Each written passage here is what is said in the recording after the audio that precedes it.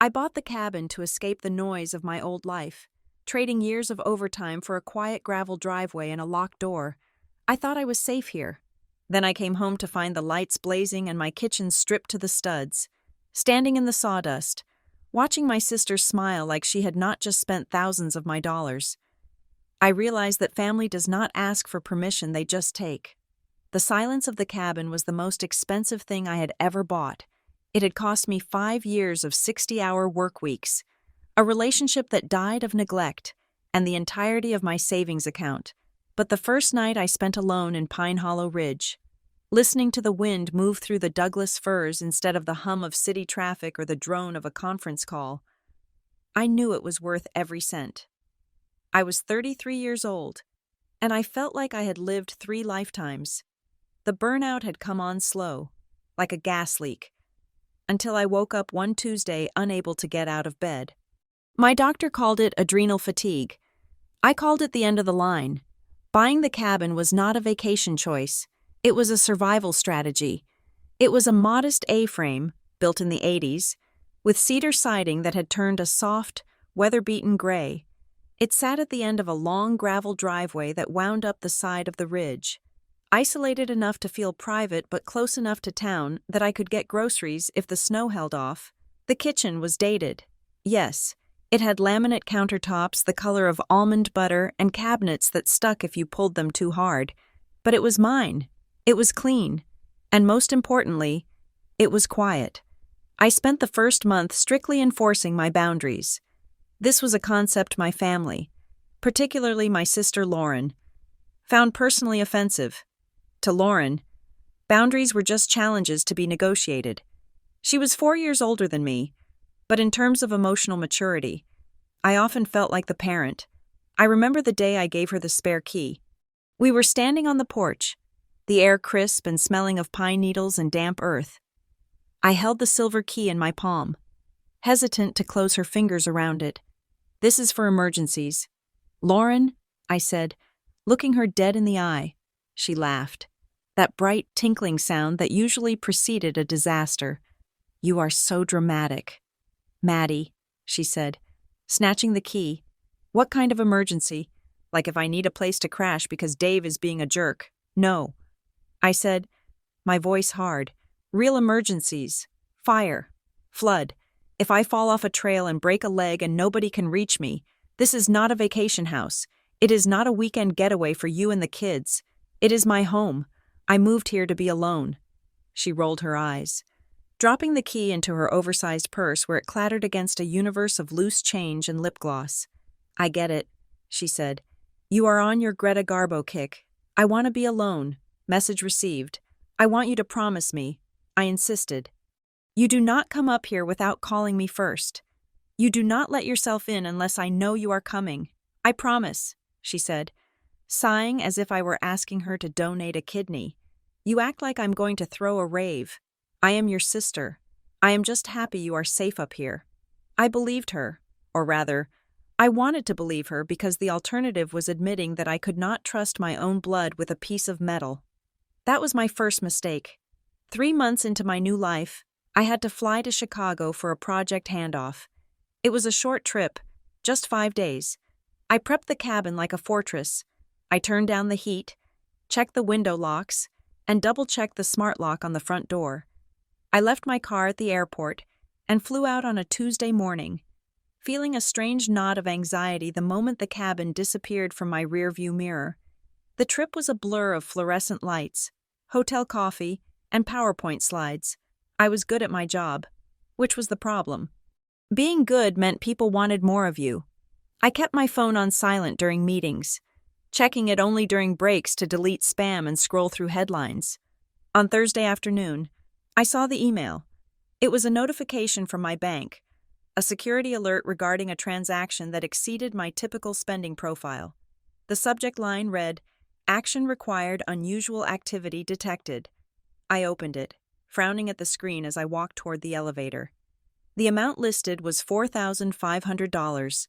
The merchant was listed as Mercer Construction Supply. I stopped in the middle of the hallway, people streaming around me. $4,000. I had not spent $4,000. I had bought a sandwich and a bottle of water at the airport. My thumb hovered over the dispute button, but then the elevator dinged, and my boss waved me over. Probably a glitch, I thought, or a phishing scam. The email looked slightly generic, the logo a little pixelated. I had been getting a dozen of these a week since buying the house. Fake warranties, fake deed notices, fake IRS warnings. I told myself I would log into the actual banking portal when I got back to the hotel room and verify it properly. But the dinner meeting ran late, and the wine was heavy, and by the time I got back to my room, I fell into bed and forgot all about the alert. I assumed that if it were real, the bank would have called me. My phone remained silent. I flew back on Sunday evening. The flight was delayed, and by the time I retrieved my car and started the 2-hour drive from the city to Pine Hollow Ridge, it was nearly 11 at night. The exhaustion was bone deep. All I wanted was my own bed, the silence of the mountain, and a glass of water from my own tap. As I turned off the main highway and onto the winding road that led up the ridge, the darkness felt absolute. There were no streetlights here, just the high beams of my SUV cutting through the black wall of trees. I drove on autopilot, my body anticipating the final turn into my driveway. When I rounded the bend, I slammed on my brakes. My driveway was full. My heart hammered against my ribs. I sat there for a second, idling, staring through the windshield. There was a white pickup truck parked crookedly near the porch, its bed filled with something bulky covered in a tarp. Behind it sat a sedan I recognized instantly, Lauren's blue Honda. And the lights. Every light in the cabin was blazing. The windows were squares of brilliant yellow against the dark forest, spilling illumination onto the gravel. Panic, cold and sharp, spiked in my chest. Had something happened? Was there an emergency? I thought about the key. Fire. Flood. I put the car in park, leaving the engine running, and grabbed my phone. No missed calls. No texts from Lauren. I killed the engine and stepped out. The silence I loved so much was gone. In its place was a low, rhythmic thumping sound coming from inside the house. Music, and the distinct, mechanical whine of a power tool. I walked toward the porch, my legs feeling heavy. The front door was not just unlocked, it was standing slightly ajar. A strip of blue painter's tape was stuck to the frame. "Lauren," I called out. My voice sounded thin in the night air. No answer. I pushed the door open and stepped inside. The smell hit me first. It was not the scent of pine and old wood anymore. It was the dry, chalky choke of drywall dust, the sharp tang of fresh lumber, and something chemical, like paint thinner. I stopped dead in the entryway. My living room, my sanctuary, looked like a storage unit. My furniture, the vintage velvet sofa I had spent months hunting for, the heavy oak coffee table. My reading chair was shoved haphazardly into the center of the room. It was all covered in clear plastic sheeting, taped down at the corners. A layer of white dust coated everything like snow. "What is happening?" I whispered to no one. I walked further in, my boots crunching on grit. I looked toward the kitchen, or rather, where the kitchen used to be. I felt the blood drain from my face. My knees actually buckled, and I had to grab the doorframe to stay upright. The kitchen was gone. The wall that had separated the kitchen from the dining area had been knocked out, leaving jagged studs and exposed wiring hanging like entrails. The almond-colored cabinets were ripped from the walls, leaving behind scarred drywall and gaping holes where the plumbing connected. The sink was missing. The stove was sitting in the middle of the floor, disconnected. The laminate countertops were smashed into pieces and piled in a corner. It looked like a bomb had gone off. Water lines were sticking out of the floor, capped with hasty red plastic. A sawzall lay on the floor next to a pile of 2x4s. The floor tiles had been chipped up, revealing the subfloor, which was stained and covered in debris. My home had been violated. That was the only word for it. It felt visceral, like coming home to find someone sleeping in your bed. Only worse because the damage was structural. This wasn't just a mess. This was destruction. "Hey, you are back." The voice came from the hallway. I turned slowly, feeling like I was moving underwater. Lauren stood there. She was wearing a pair of yoga pants and one of my old flannels. her hair tied up in a messy bun. She held a glass of wine in one hand. She looked exhausted, with dark circles under her eyes. But she was beaming. She looked manic. Surprised, she squealed. She rushed forward and threw her arms around me. I stood stiff as a board, unable to hug her back. The smell of wine on her breath was overpowering. "Lauren," I said. My voice was a croak. I cleared my throat and tried again. Louder. "Lauren." "What did you do?" She pulled back, still smiling. But there was a flicker of uncertainty in her eyes now. She gestured grandly at the wreckage of my kitchen. "I fixed it," she said. Well, we are fixing it. I knew you hated that kitchen. You said it was dated. You said the cabinet stuck. I wanted to do something nice for you. A welcome home present." I looked at the exposed studs. I looked at the hole in the floor where my refrigerator used to be. "You destroyed my kitchen." I said, No, Maddie. "Listen," she said, talking fast now, her hands fluttering. "I did not destroy it. I demoed it. We are remodeling. I got this guy, Dale Mercer. He is amazing. He is doing it for such a good price, and he said we could open up this whole space. It is going to be an open concept. It is going to double your resale value. Double it." I felt a wave of nausea. Dale Mercer. The name from the bank alert. The bank alert. I pushed her away, stumbling back over a roll of insulation. "The email," I said. "The $4,000. That was you?" Lauren's smile faltered. She took a sip of wine, looking defensive. "I needed to put down a deposit to get him started while you were gone," she said. "He had a slot open up last minute. It was fate. Maddie, if we did not book him now, we would have had to wait 6 months. I knew you would want to jump on it." "You used my money?" I asked, the volume of my voice rising. "You accessed my bank account, technically. It was the joint savings," she said, shrugging. "The one from when we were saving for that trip to Italy that we never took. Mom put us both on it. Remember, I just transferred it. It was just sitting there, Maddie, collecting dust. Just like this house." I stared at her. The joint account. I had forgotten about it. I used it as an overflow for my emergency fund, transferring money in there automatically every month. It had nearly $15,000 in it. I pulled my phone out of my pocket, my fingers shaking so badly I could barely unlock the screen. I opened my banking app, the Face ID scanned, the numbers loaded. My stomach dropped so hard I thought I might vomit on the subfloor. The savings account balance was nearly zero. There was the withdrawal for $4,500, another for $3,000, another for $2,500. And then I saw the credit account. A new line item appeared at the bottom of the screen. Home Improvement Line of Credit, balance, $6,000. "Lauren," I whispered, "What is this? What is this credit line?" "Oh, that," she said, waving a hand dismissively. "Dale said we needed a buffer for materials. He walked me through it. It is just a formality. Since the house is in your name, we had to put it in your name. But I handled the paperwork. He knows people at the bank. It was super easy." "You opened a line of credit in my name," I screamed. The sound tore out of my throat, raw and terrifying. "You committed fraud." "Stop using that word," she snapped, her face crumpling into instant victimhood. "I am your sister. I am trying to help you. You live up here like a hermit in this ugly, dark house. I'm trying to make it nice for you. I am trying to bring some light in here. Why do you always have to make everything so difficult?" I looked around the room. My sanctuary, my quiet, safe place. It was gone, in 5 days. She had turned my life into a construction site and my finances into a crime scene. I walked over to the front door. I needed air. I needed to breathe. I reached for the keypad on the smart lock to verify it was locked, my fingers punching in the code I had set the day I moved in. The lock beeped red. Access denied. I tried again. Access denied. I turned to Lauren. She looked down at her feet.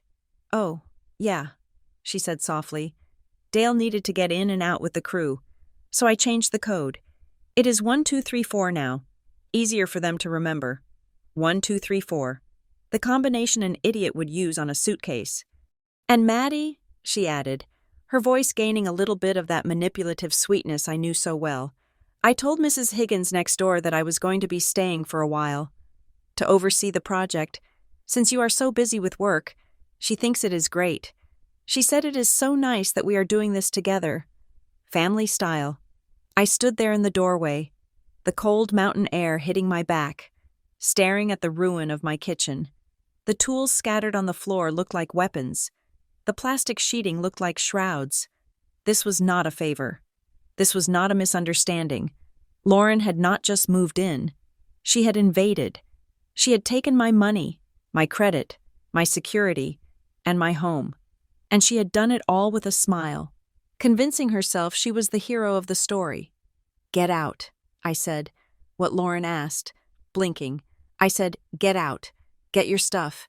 Get out of my house." "Maddie, it is midnight," she said, her voice rising in disbelief. "I have had a glass of wine. I cannot drive down the mountain, and besides, my bed is already set up in the guest room." She pointed toward the loft. I looked at her, really looked at her. I saw the desperation hiding behind the arrogance. I saw the frantic energy, but I did not feel pity. I felt a cold, hard clarity. I walked past her, kicking a piece of drywall out of my way, and went to the pile of furniture in the living room. I found my purse where I had dropped it. "I am going to bed," I said, my voice flat.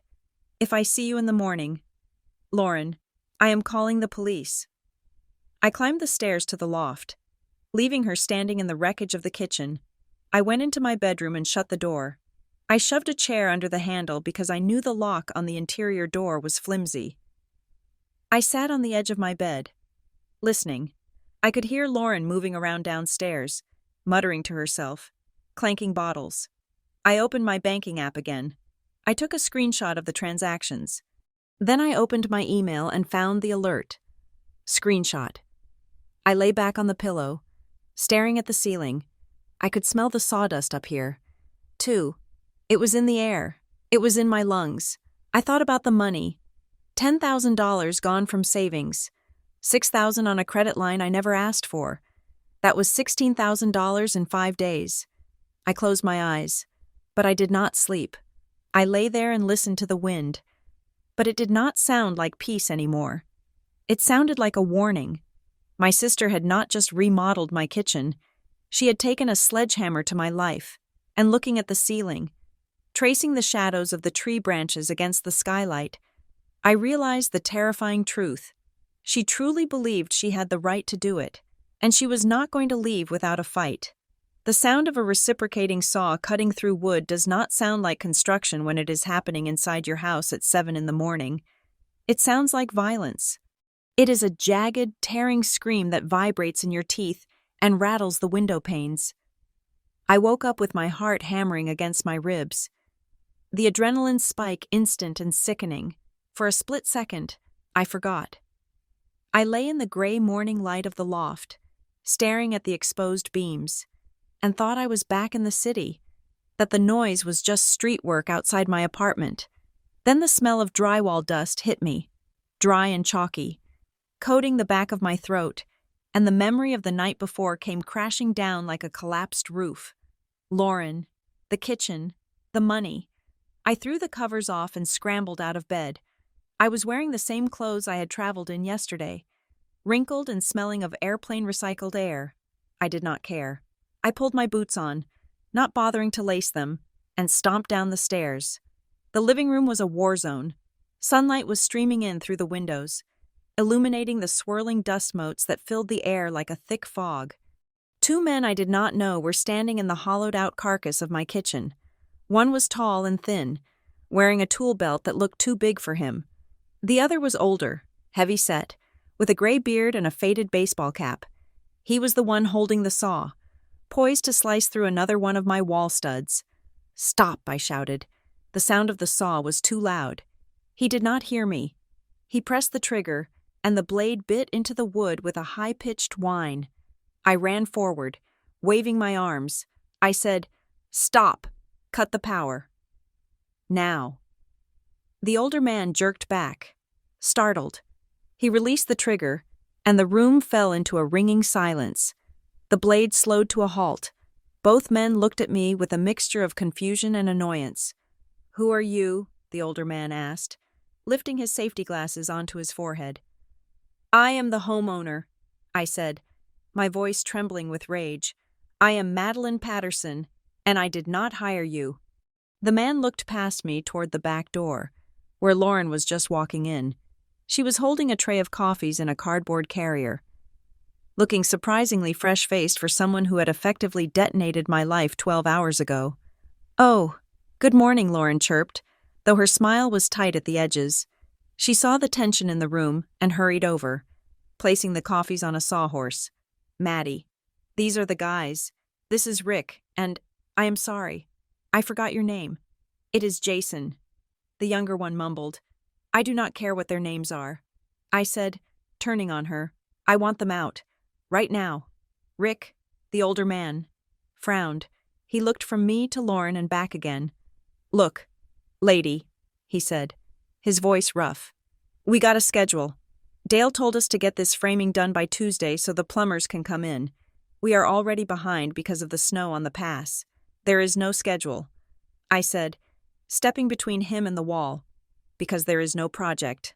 I am shutting this down. Pack up your tools." Rick crossed his arms over his chest. He did not move. "We took a deposit," he said. "Checks were cashed. Materials were bought. You want us to stop. You take it up with Dale. But I am telling you, if we walk off this job now, we are charging you a walk-off fee, and you are going to be left with a structural wall half open. That ceiling starts to sag. That is on you." I looked at the exposed beams above my head. He was right. They had removed the support studs. If they left now, my roof might actually come down. I felt trapped, physically and legally. "Just pause," I said, forcing my voice to be steady. "I am not telling you to leave forever. I am telling you to stop working right now. Do not cut another piece of wood. Do not drive another nail. I need to review the permits and the contract before anything else happens." Lauren stepped in, putting a hand on my arm. I flinched away from her touch. "Maddie, please," she whispered, her eyes wide and pleading. "You are embarrassing me. They are just doing their job." I turned on her, and the fury I had been holding back finally snapped the leash. "I am embarrassing you," I asked, my voice rising. "You broke into my house. You stole my money, and you hired strangers to tear apart my property while I was out of town. You should be mortified. Lauren, you should be on your knees apologizing." Lauren's face crumpled. Tears welled up in her eyes instantly. It was a reflex I had seen 1,000 times since childhood. Whenever she was cornered, she cried. It was her defense mechanism, her shield against accountability. "I was trying to do something nice," she wailed, the sound piercing the dusty air. "You are so ungrateful. I wanted to surprise you. I wanted to help you. You are always so alone up here. Maddie, you shut everyone out. You act like you are so independent. But I know you are lonely. I am just trying to be close to you." The workers looked away, uncomfortable. The younger one started shuffling his feet. "Do not put this on me," I said, my voice cold. "This is not about me being lonely. This is about you having zero respect for me. I am your big sister," she sobbed. "I love you." "Why is that a crime?" "It is a crime when you forge my signature and spend $15,000 of my money," I shouted. Rick cleared his throat loudly. "We are going to go take a smoke break outside," he said. "Give you ladies a minute." They shuffled out the front door, leaving the door wide open.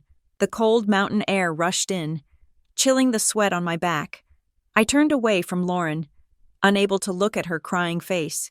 It made me sick because a part of me, the part that had been trained since I was 5 years old to protect her, wanted to comfort her. I wanted to say it was okay, and that was exactly why she was dangerous. I walked over to the makeshift counter, a slab of plywood resting on 2 stacks of drywall.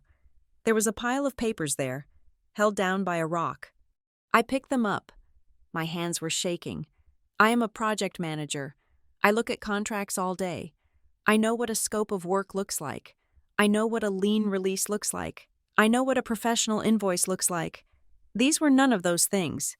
The top sheet was a handwritten invoice on a generic carbon copy pad you could buy at any office supply store.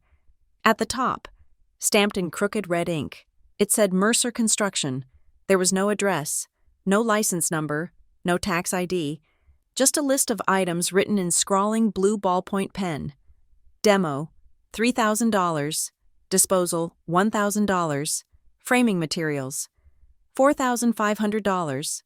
Labor deposit, $3,000. The total was $11,500. I flipped to the next page. It was a printout of a kitchen design, but it looked like something generated from a free online tool. The dimensions were wrong. It showed an island where my dining table used to be, an island that would block the path to the back door. "Lauren," I said, holding up the invoice, "where's the contract? Where's the breakdown of labor hours? Where's his license number? He gave it to me." She sniffled, wiping her nose with her sleeve. "It is in the folder." He explained everything. He said because it was a rush job, he would handle the paperwork as we went. He's a local guy. Maddie. People trust him. He is not some corporate suit like the people you work with. I looked at the invoice again. The prices were inflated. $4,000 for framing materials. For a kitchen this size, that was double what it should be. I grabbed my keys from the hook by the door. "I am going to the bank." I said, "Do not let them touch this house while I'm gone. If I come back and hear a saw running, I am calling the sheriff. You would arrest your own sister." Lauren whispered, her voice trembling. I looked at her. Really looked at her. I do not know. "Lauren," I said, "keep pushing me, and we will find out." The drive into Pine Hollow Ridge usually calmed me. The winding roads, the canopy of trees, the glimpses of the valley below it was my therapy. Today, it felt like a gauntlet. I parked in front of the local branch of First Mountain Bank. It was a small building, brick and glass, trying to look historic, but mostly just looking tired. I took a deep breath, fixed my hair in the rearview mirror, and walked in. I needed clarity. I needed to stop the bleeding. I sat across from a loan officer named Sarah. She was young, with kind eyes and a nameplate that said, "Assistant Manager." I had opened my accounts here when I bought the cabin. Liking the idea of banking locally, I need to understand how these withdrawals happened. I said, sliding my phone across the desk to show her the transaction history, "I did not authorize them." Sarah typed on her keyboard, her face serious. "Let me pull up the signature card," she said. She clicked a few times, then turned the screen slightly toward me. "Okay, so this savings account ends in 402. It looks like it was transferred from our legacy system when we merged with Valley State Bank 3 years ago." Valley State Bank. My stomach turned over. That was the bank my parents had used. "This is a joint account with right of survivorship," Sarah explained. "The account holders are listed as Madeline Patterson and Lauren Patterson." I closed my eyes. I remembered now. I was 22, fresh out of college, moving into my first apartment. My mother had insisted we open a joint account for emergencies, so she could transfer money to me if I got stuck, or so Lauren and I could help each other. We called it the Sister Fund. I had put $20 in it and forgotten about it. When I moved here, I had consolidated my finances. I asked the bank to move everything over. I must have assumed that account was just mine, or I simply forgot Lauren's name was on the paperwork. And because I had set up my direct deposits to spill over into it, I had been funding a pot of gold that Lauren had a legal key to, so she had the right to withdraw it. I said, my voice hollow. "Legally." Sarah nodded sympathetically. "Technically, yes. If her name is on the account, she has equal access to the funds. We cannot flag it as fraud if she is an owner." I felt a heavy weight settle in my chest. The money was gone, and I could not even call it theft in the eyes of the law. "But what about the credit line?" I asked, pointing to the pending item. "I never signed for that. That is not a joint account. That is a new application." Sarah frowned. She clicked into a different screen. "Yes," she said slowly. "A home improvement line of credit. The application was submitted 5 days ago. Online." "Online," I repeated. "It was digitally signed." Sarah said, Using your verified login credentials. My blood ran cold. Lauren knew my passwords. Not because I gave them to her recently, but because I am a creature of habit. I had used the same variation of my childhood dog's name and my birth year for a decade. She must have guessed it, or maybe I had logged in on her computer once and saved it. But here's the thing, Sarah said, lowering her voice. She leaned in closer. The application was flagged for manual review this morning. Why, I asked? Because of the income verification. Sarah said, the applicant uploaded a pay stub, but the dates were odd, and the employment listed wasn't your current employer. It listed Patterson Consulting. I stared at her. Patterson Consulting did not exist. Someone tried to fudge the income to get a higher limit. Sarah said quietly, we were about to call you. If this wasn't you, Ms. Patterson, then this is identity theft. Pure and simple, even if it is a family member. I sat there, the silence of the bank pressing in on me. Identity theft. That was a felony. If I reported this, if I signed the affidavit Sarah was reaching for, I would be launching a criminal investigation against my sister. Lauren could go to jail. But if I didn't, if you do not dispute it, Sarah said gently, reading my hesitation, and the loan is approved, you are liable for every penny, and if they default, it is your credit score that gets destroyed. You could lose the cabin. I looked at the pen in her hand. I need to freeze it. I said, freeze everything, the application, the accounts, everything. Do not approve the loan. I can mark it as unauthorized. Sarah said, that will stop the approval. But to formally clear your record of the inquiry and secure your identity, we need to file the fraud report. Give me 24 hours. I said, just freeze it for now, please. I walked out of the bank feeling like I was carrying a backpack full of stones. I sat in my car for a long time, staring at the steering wheel. Lauren had not just handled paperwork. She had logged in as me. She had created a fake employer. She had uploaded fake documents. That wasn't impulsive. That wasn't trying to help. That was calculated. I pulled out my phone and dialed Lauren. She answered on the first ring. Did you bring donuts? She asked. I did not laugh. I am at the bank. Lauren. The line went silent. I know about the credit line. I said, I know you logged in as me. I know you faked the income. There was a long pause, then a nervous laugh. Okay, listen, she said, her voice pitching up. Dale walked me through that. He said it was standard. He said since you have the assets. We just needed to show a certain cash flow to get the best rate. He said everyone does it. It is just a white lie to the bank. Maddie, it is not a big deal. It is a federal crime. Lauren, I shouted, slamming my hand against the dashboard. You impersonated me. You forged documents. I did not forge them. Dale's guy did it. I just gave them the info. So you gave a stranger my social security number. You gave him my login. He is not a stranger. He is the contractor. I hung up. I could not listen to her anymore. Every word she said dug the hole deeper. I looked at the number for Mercer Construction on the invoice I had taken a picture of. I dialed it. It rang 4 times before a voicemail picked up. You have reached Dale. Leave a message. I hung up and called again, and again. On the 3rd try, he answered, Yeah, this is Dale. His voice was smooth, deep, the kind of voice that sells used cars or timeshares. This is Madeline Patterson. I said, You are currently destroying my house. Oh, Ms. Patterson, he said, his tone shifting instantly to warm and friendly. His voice bursting with frantic energy. Hey, great to finally connect. Lauren told me you were traveling. I hope you are liking the progress. We are making great time. I want you to listen to me very carefully. I said, I did not hire you, I did not sign a contract, and I did not authorize you to tear out my kitchen. There was a pause. I could hear sounds in the background, a TV, maybe a game show. Well, now. Hold on, Dale said, his voice dropping a register, losing some of the warmth. I have a signed agreement right here. Authorization to proceed. Signed by the homeowner. I did not sign it. I said, Look, I do not get in the middle of family squabbles, he said. sounding bored. Your sister represented herself as having authority. She gave me the deposit. She gave me the keys. As far as I'm concerned, I am working for the property. You are working for me, I snapped. And I'm firing you. I want my money back. The deposit, the materials money, all of it. Dale laughed. It was a dry, ugly sound. That is not how this works. Sweetheart, that money is spent. Materials are ordered.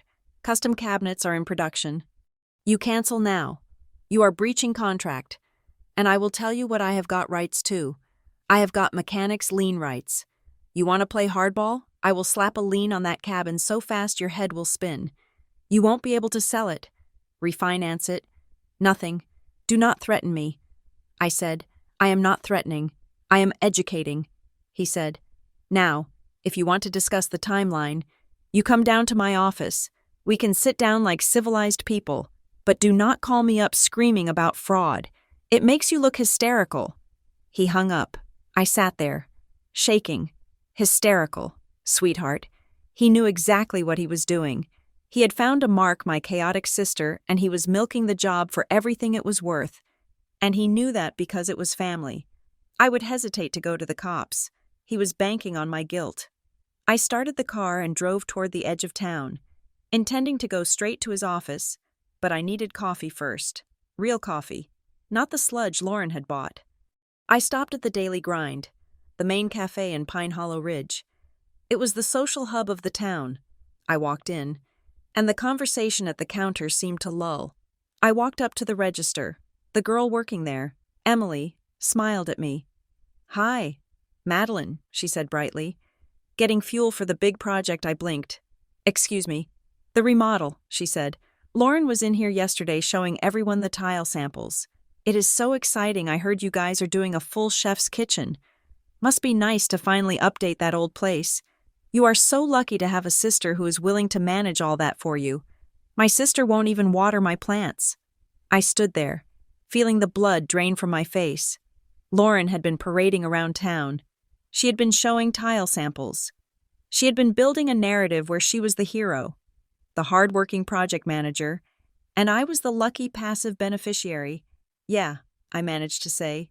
Lucky. I grabbed my coffee and turned to leave. As I reached the door, I ran into Mrs. Gable, a neighbor who lived 2 roads down.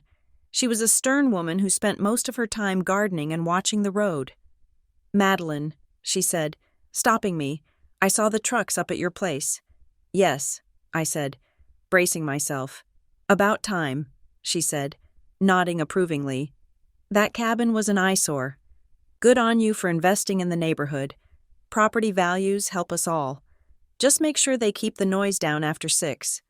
She patted my arm and walked past me. I stepped out onto the sidewalk. The air felt thin. I was trapped. The town thought this was a good thing. My sister thought she was a savior. The contractor thought I was a pushover. If I stopped it now, if I really blew it up, called the police, sued Dale, kicked Lauren out, I would be the villain. I would be the crazy, ungrateful sister who ruined the improvement of the neighborhood. I would be the one tearing the family apart over money. But if I didn't, I looked at my bank balance on my phone again. $11,000 gone. A $6,000 credit line pending. I drove back to the cabin in silence. When I got there, the workers were gone. Lauren was sitting on the porch, smoking a cigarette. She hid it behind her back when she saw me pull up, like a teenager. I walked past her without a word. I went into the kitchen. I needed to see the permit. If there was a permit, there was a record. I searched the pile of papers again. Nothing. No orange card. No stamped set of plans. I went up to the loft and opened my laptop. I logged into the county's building department portal. It was a clunky, outdated website. But it worked. I searched by address. 1402 Pine Ridge Road. One result found. Permit number B, P, 202-4890. Status issued. I clicked on the details. Scope kitchen remodel. Non-structural. Non-structural. They had removed a load-bearing wall. That was a lie right there. I scrolled down to the documents section. Application form. I downloaded the PDF and opened it. I zoomed in on the signature line at the bottom. There it was. Madeline Patterson. It looked like my signature. It had the same slant, the same sharp M. At a glance, anyone would think I signed it. But I zoomed in closer. The tail of the N curled up. I never curled my N up. I trailed it off. And the date next to it was last Tuesday. I was in Chicago on Tuesday. I stared at the screen, the pixels burning into my eyes. This wasn't just Lauren being messy. This wasn't just Dale being aggressive. Someone had physically traced my signature. They had practiced it. I looked out the window. Lauren was still on the porch, staring out at the trees, looking small and fragile. She had told me she signed it, but looking at this, with its practiced precision, I realized she hadn't just signed it for me. She had tried to become me. And for the first time, I wasn't just angry. I was scared, because I didn't know who I was dealing with anymore. My sister was a stranger who wore my face and spent my money. I saved the PDF to my desktop. I created a new folder. I named it Evidence.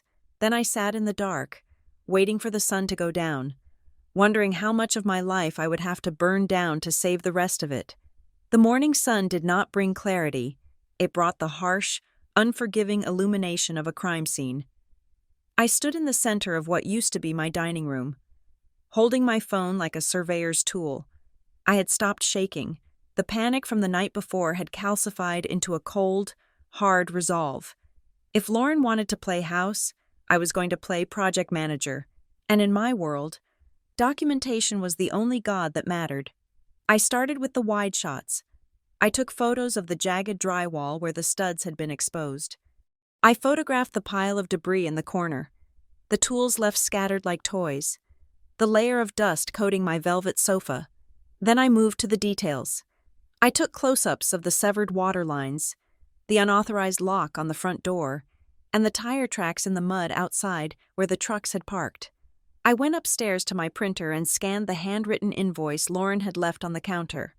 I screenshotted the bank transactions again, this time organizing them into a folder named Unauthorized Access. I downloaded the permit PDF with the forged signature. I printed 3 copies of everything, one for me, one for the bank, and one for the attorney I had found on Google at 3 a.m. I was not a sister anymore. I was an auditor. I left the cabin before Lauren woke up. I could not look at her. If I saw her sleeping face, relaxed and innocent in the guest room, I might have dragged her out of bed by her hair. Or worse, I might have made her coffee. The habit of taking care of her was a deep groove in my brain, and I had to physically remove myself from the house to stop myself from falling into it. The law office of Maris Klein was located in a converted Victorian house near the town square of Pine Hollow Ridge. It smelled of lemon polish and old paper. Maris was a sharp-featured woman in her 60s with silver hair cut in a severe bob and glasses that hung on a chain around her neck. She did not look like the kind of person who tolerated nonsense. She listened to me for 20 minutes without interrupting. She looked at the photos. She studied the bank statements. She peered at the permit signature over the rim of her glasses. When I finished, she leaned back in her leather chair and steepled her fingers. "This is a mess, Madeline," she said. Her voice was dry, like autumn leaves. "I know." I said, "That is why I am here. I want to know my options." "Can I evict her? Can I sue the contractor?" Maris sighed and took off her glasses. "Let us start with the sister," she said. "You gave her a key." "Yes," I admitted, "but for emergencies only." Maris waved a hand. "The law does not care about your verbal caveats," she said. "You gave her a key. You allowed her access. In the eyes of a civil court, that establishes a baseline of permission. If you try to evict her for trespassing, her lawyer, if she gets one, will argue implied tenancy. She has possessions there. She slept there." "Yes," I said, feeling a sinking sensation in my gut. "Then she is a guest at minimum, possibly a tenant at will depending on how a judge views the utility payments or groceries," Maris said. "Getting her out legally, if she refuses to leave, could take 30 days, maybe 60. 60 days, I choked out. She tore down my kitchen in 2, Maris nodded. "Destruction of property is different," she said. "That is criminal, but here is where it gets sticky. She is claiming she did it to improve the asset. She is claiming she had your verbal authorization. It becomes a he said she said situation. And since she is family, and since she used a joint account for the initial funding, the police are going to look at this and call it a domestic civil dispute. They hate getting involved in family money fights. What about the signature, I asked, tapping the permit. That is forgery. Maris picked up the document. It certainly looks like it, she said. But look here. At the bottom, filed by Rapid Permits, LLC. I leaned in. I had missed that detail. Who is Rapid Permits, I asked. It is a courier service, Maris said. A runner. Contractors use them to avoid standing in line at the county clerk's office. Dale Mercer uses them exclusively. So Dale did not hand this to the clerk. A runner did. Dale can claim he received the signed document from your sister and simply passed it on. He has plausible deniability. He will say he thought it was real. The runner will say they just filed what they were given. So nobody is responsible, I asked, my voice rising. Maris looked at me with pity. Oh, someone is responsible, she said, but pinning it on them in a way that recovers your money is going to be expensive. If you go to the police and file a report for identity theft and forgery against your sister, you blow up the family, you make her a felon. Are you ready to do that? I stared at the diploma on the wall behind her head. Was I? If I do not, I asked, then you are liable, Maris said, for the permit fees, for the code violations, and potentially for the contract with Mercer, if he can prove you ratified his work by letting him continue even for a day. I stood up. My chair scraped loudly against the floor. I need to stop the work, I said. That is my priority. Send a cease and desist. Maris said, I can draft it, but Madeline, you need to lock down your identity. If she opened a credit line, she knows your social security number. That is the dangerous part. The kitchen is just wood and drywall. Your credit score is your life. I drove back to the cabin feeling heavier than when I left. The fog had rolled in, obscuring the peaks of the mountains, turning the world into a gray tunnel. When I pulled into the driveway, I saw Lauren's car was moved. She had parked it closer to the door. Aggressive and territorial, I walked inside. The house was quiet. The workers had not returned. Thank God. I had scared them off. At least for today. I found Lauren in the living room. She was sitting on the floor, surrounded by the plastic-covered furniture, typing furiously on her laptop. She looked up when I entered. Her eyes were red and swollen. Where did you go? She asked. Her voice was small, trembling. I went to a lawyer. I said. I did not sugarcoat it. Lauren flinched. She closed her laptop lid, but not all the way. A lawyer, Maddie, seriously over a kitchen over fraud. Lauren, I said, dropping my keys on the table. Over $15,000. Over the fact that you impersonated me. She stood up, wrapping her cardigan tighter around herself. She looked thinner than I remembered. Fragile. I did not do it for the money, she whispered. Then why, I asked. Why Lauren? Why the rush? Why the secrecy? Why not just ask me? She took a deep breath. And then the dam broke. Dave left me, she said. The words hung in the air, sucking the oxygen out of the room. Dave was her husband of 10 years. They had a house in the suburbs, 2 dogs, a life that looked perfect on Instagram. What I asked, my anger faltering for a second. He moved out 3 weeks ago, she said, tears spilling over. He filed for separation.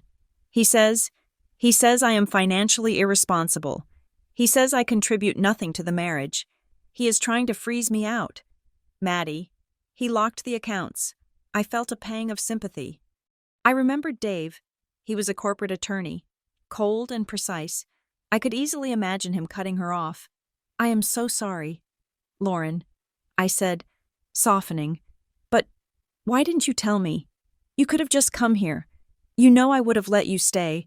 You didn't have to tear up the house. She wiped her eyes, sniffing. I needed a place to land, she said. But I needed more than that. I needed leverage. Leverage, I asked. Confused, I told him I had assets, she said, looking down. I told him I wasn't destitute. I told him the cabin was mine. 2. I froze. You told him what I told him, we bought it together, she said. her voice rushing now, that it was a family investment. I thought if I fixed it up, if I added value, I could show the court that I had equity, that I was a real estate investor, that I had something of my own. I stared at her. The logic was twisted, delusional. "Lauren," I said slowly, "this house is in my name. The deed is in my name. The mortgage is in my name. You have no equity, but I am on the savings account," she argued, her voice rising. "The money came from the joint account that proves we are partners. And if I manage the remodel, that is sweat equity." My sympathy evaporated. It was replaced by a cold horror. She wasn't just hiding out. She was building a fake paper trail to use in her divorce. She was using my home as a prop in a legal battle I knew nothing about, and she was willing to drag me into it. I walked over to the coffee table where her laptop sat. "Show me," I said. "Show you what she asked, guarding the computer. Show me the plan." I said, "You said you were a real estate investor. Show me the numbers." She hesitated, then stepped back. I opened the laptop. The screen woke up. It was not a real estate plan. It was a spreadsheet titled Debt Consolidation. I scrolled through it. It was a nightmare of red numbers, credit card balances, personal loans, overdue notices. There was a column for projected cash out, and next to it, a figure. $30,000. I looked at her. "You are in debt," I said. "Deep debt." "Dave does not know about the credit cards," she whispered. "If he finds out, he will use it against me in the settlement. I needed to pay them off." "So you were going to use the credit line?" I asked, the realization hitting me like a physical blow. "The home improvement line of credit. The one you opened in my name. You were going to cash it out." "No," she cried. "I was going to flip the value. I thought if we increased the appraisal value of the cabin, we could refinance, and I could take a cut of the equity increase to pay the cards.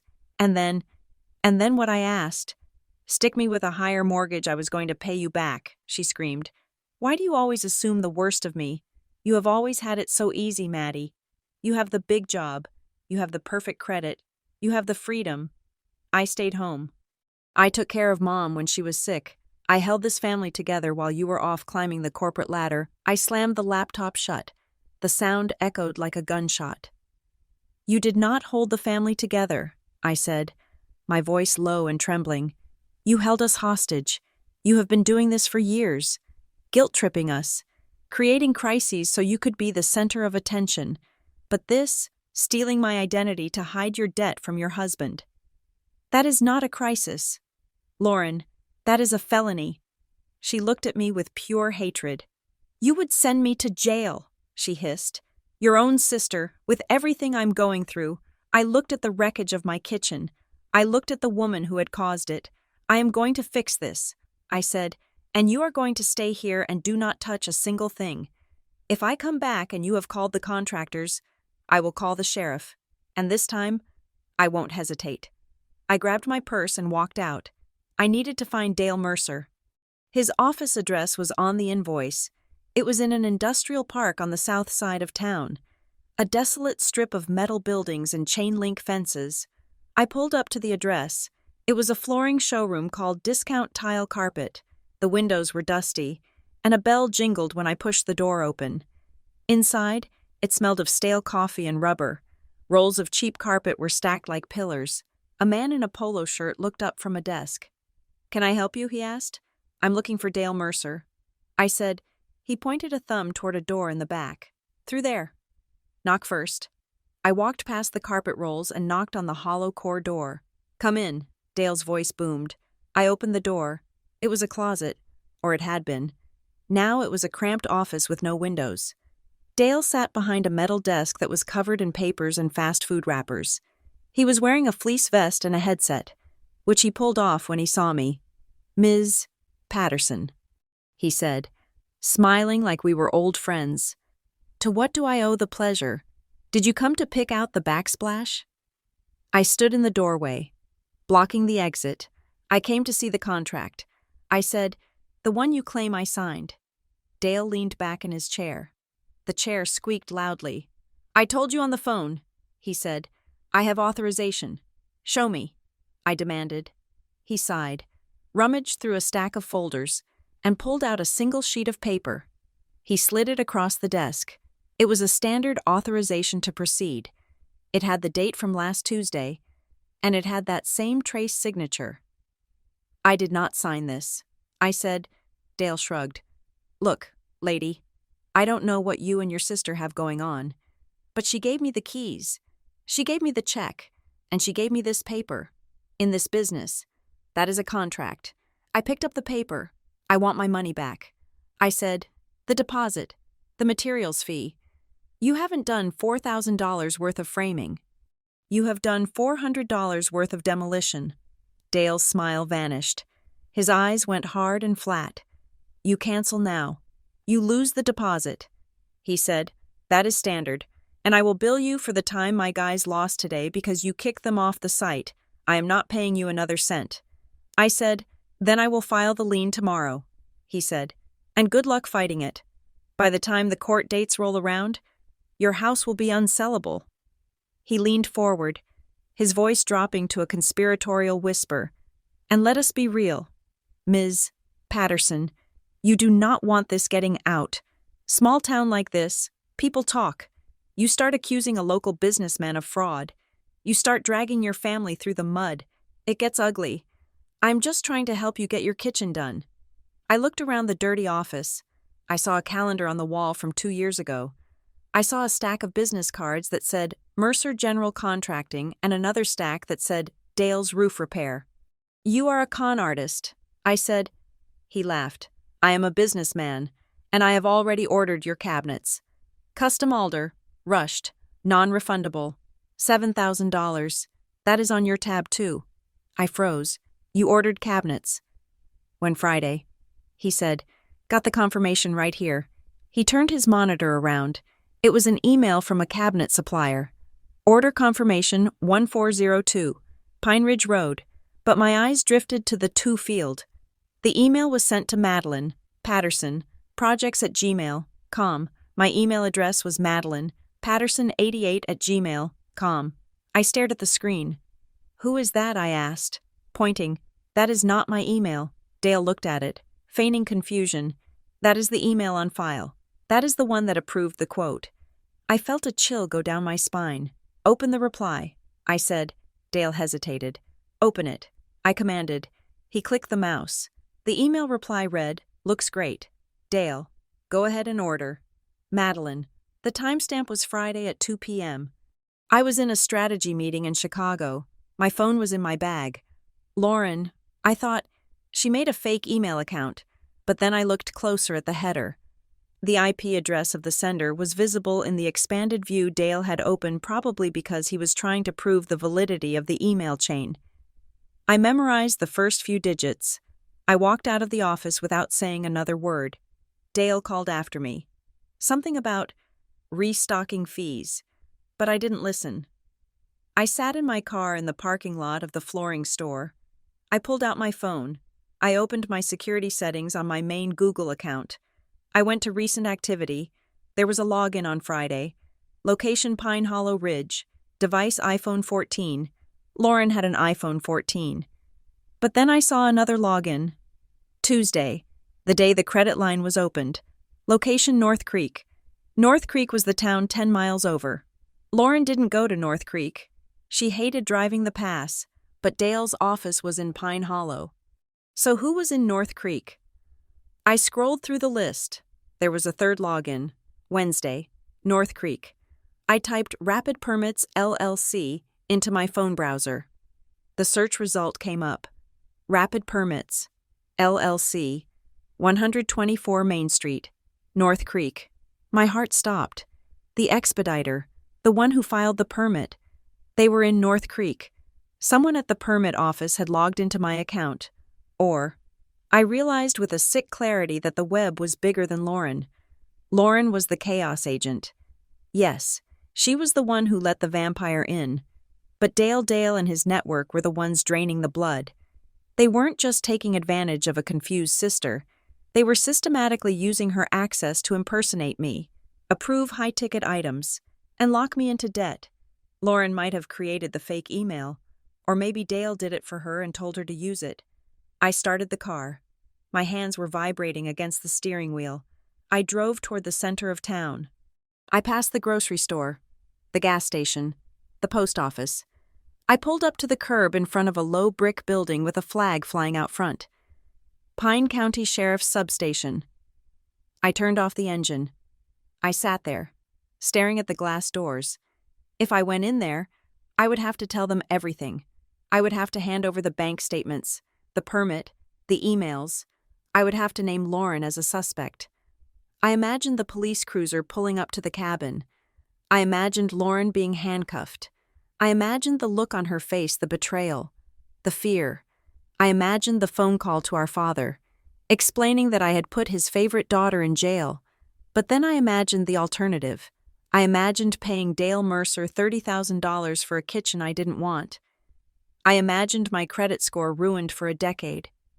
I imagined Lauren doing this again and again, because she never faced consequences. I looked at the folder of evidence on the passenger seat. It was thick. It was damning. My phone buzzed. A text from Lauren. I am sorry. Please come home. I made dinner. We can talk. I looked at the text. I made dinner. As if lasagna could fix a felony. I looked at the sheriff's station. A deputy walked out, adjusting his belt, and glanced at my car. I gripped the door handle. The choice wasn't between family and money anymore. It was between the truth and a lie that would eat me alive. But as I reached for the handle, a wave of nausea hit me. I couldn't do it. Not yet.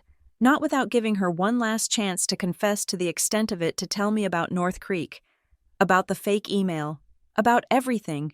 I let go of the handle. I put the car in gear. I was going back to the cabin. But this time, I wasn't going as a sister. I was going as a prosecutor. And if she lied to me one more time, I would turn this car around and burn the whole thing down. The printer in my home office hummed, a rhythmic, mechanical sound that felt strangely grounding amidst the chaos. I watched the paper slide out into the tray. Warm to the touch, it was a single page, single-spaced, justified alignment. It was not a letter, it was a notice. I picked it up and read it over. My project manager brain scanning for loopholes. Notice to vacate and cease operations. To Lauren Patterson, from Madeline Patterson. Property owner. Date, October 12th. You are hereby notified that your occupancy of the premises at 1402 Pine Ridge Road is terminated.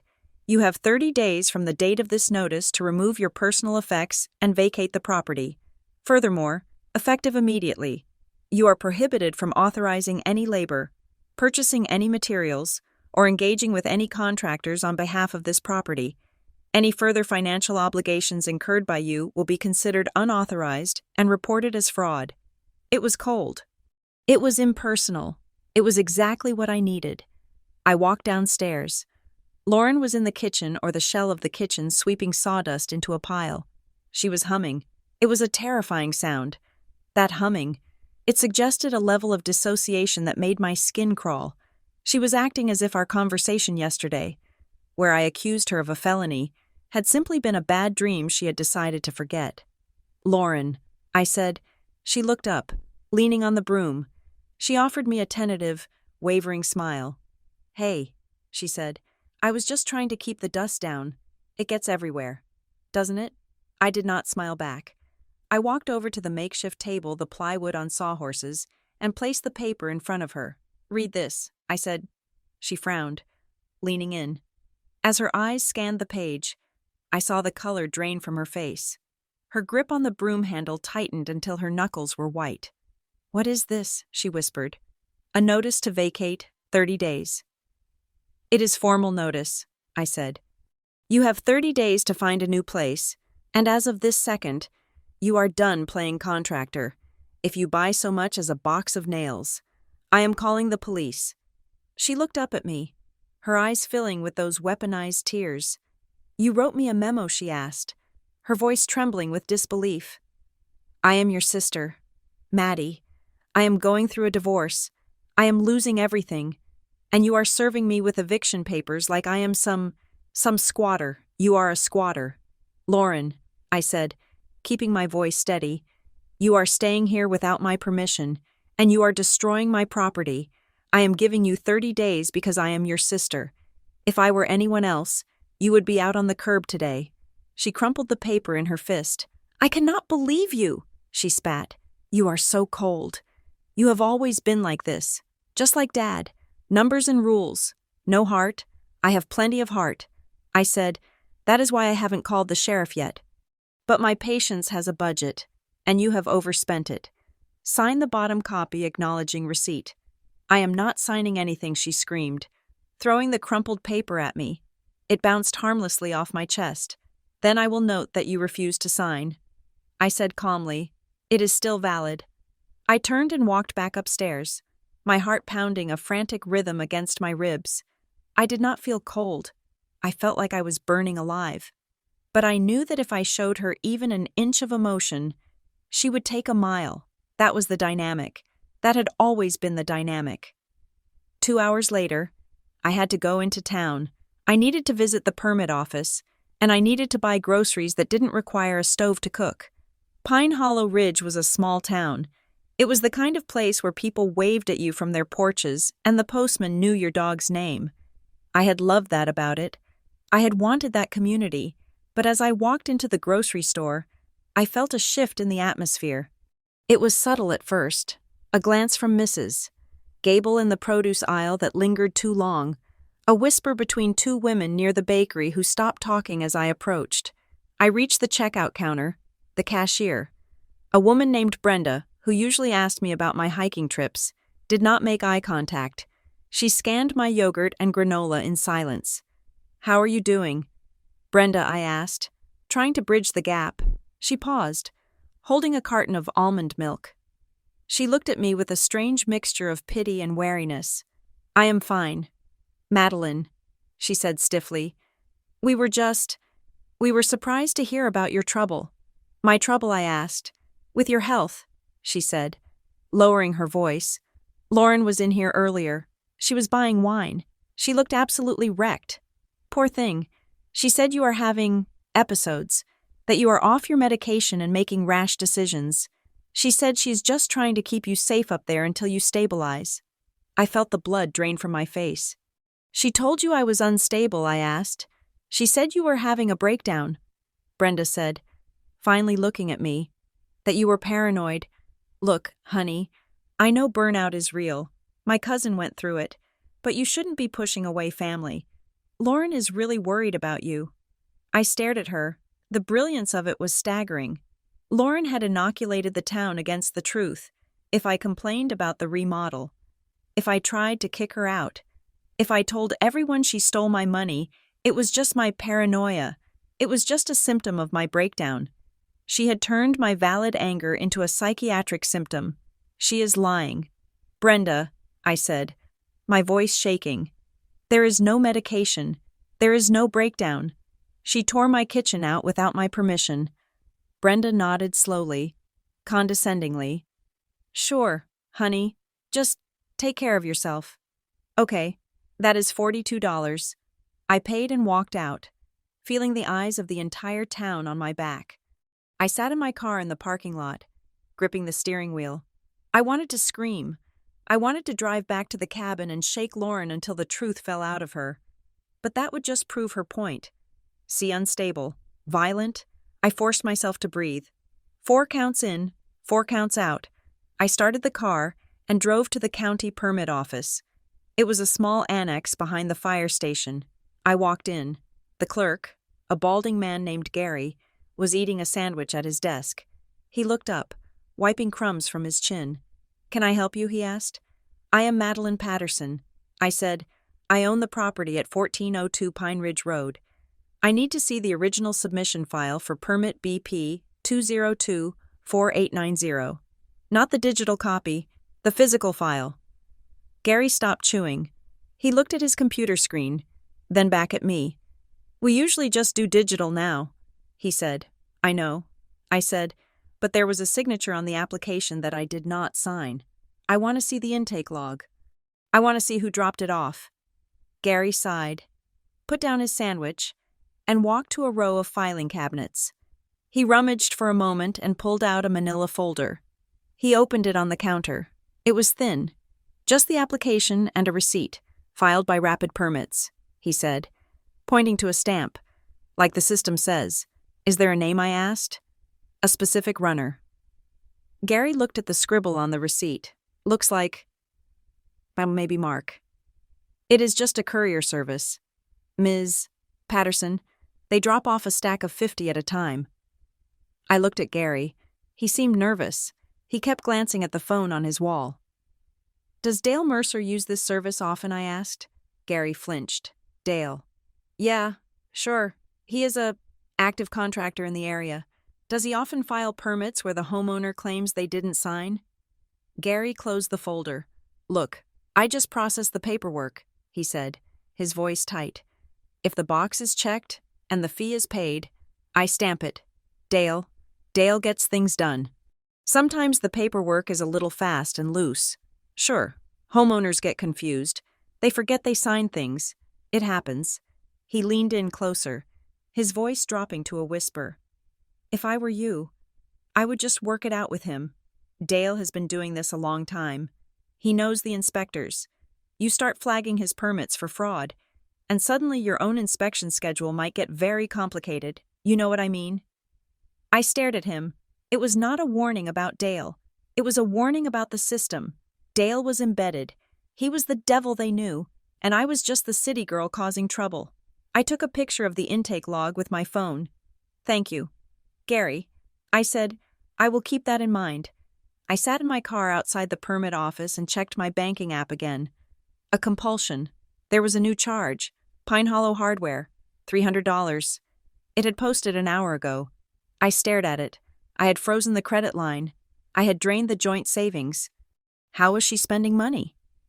Then I saw the card details. It wasn't my debit card. It was a store credit card. Synchrony Bank / Pine Hollow Hardware. I had never opened a store card.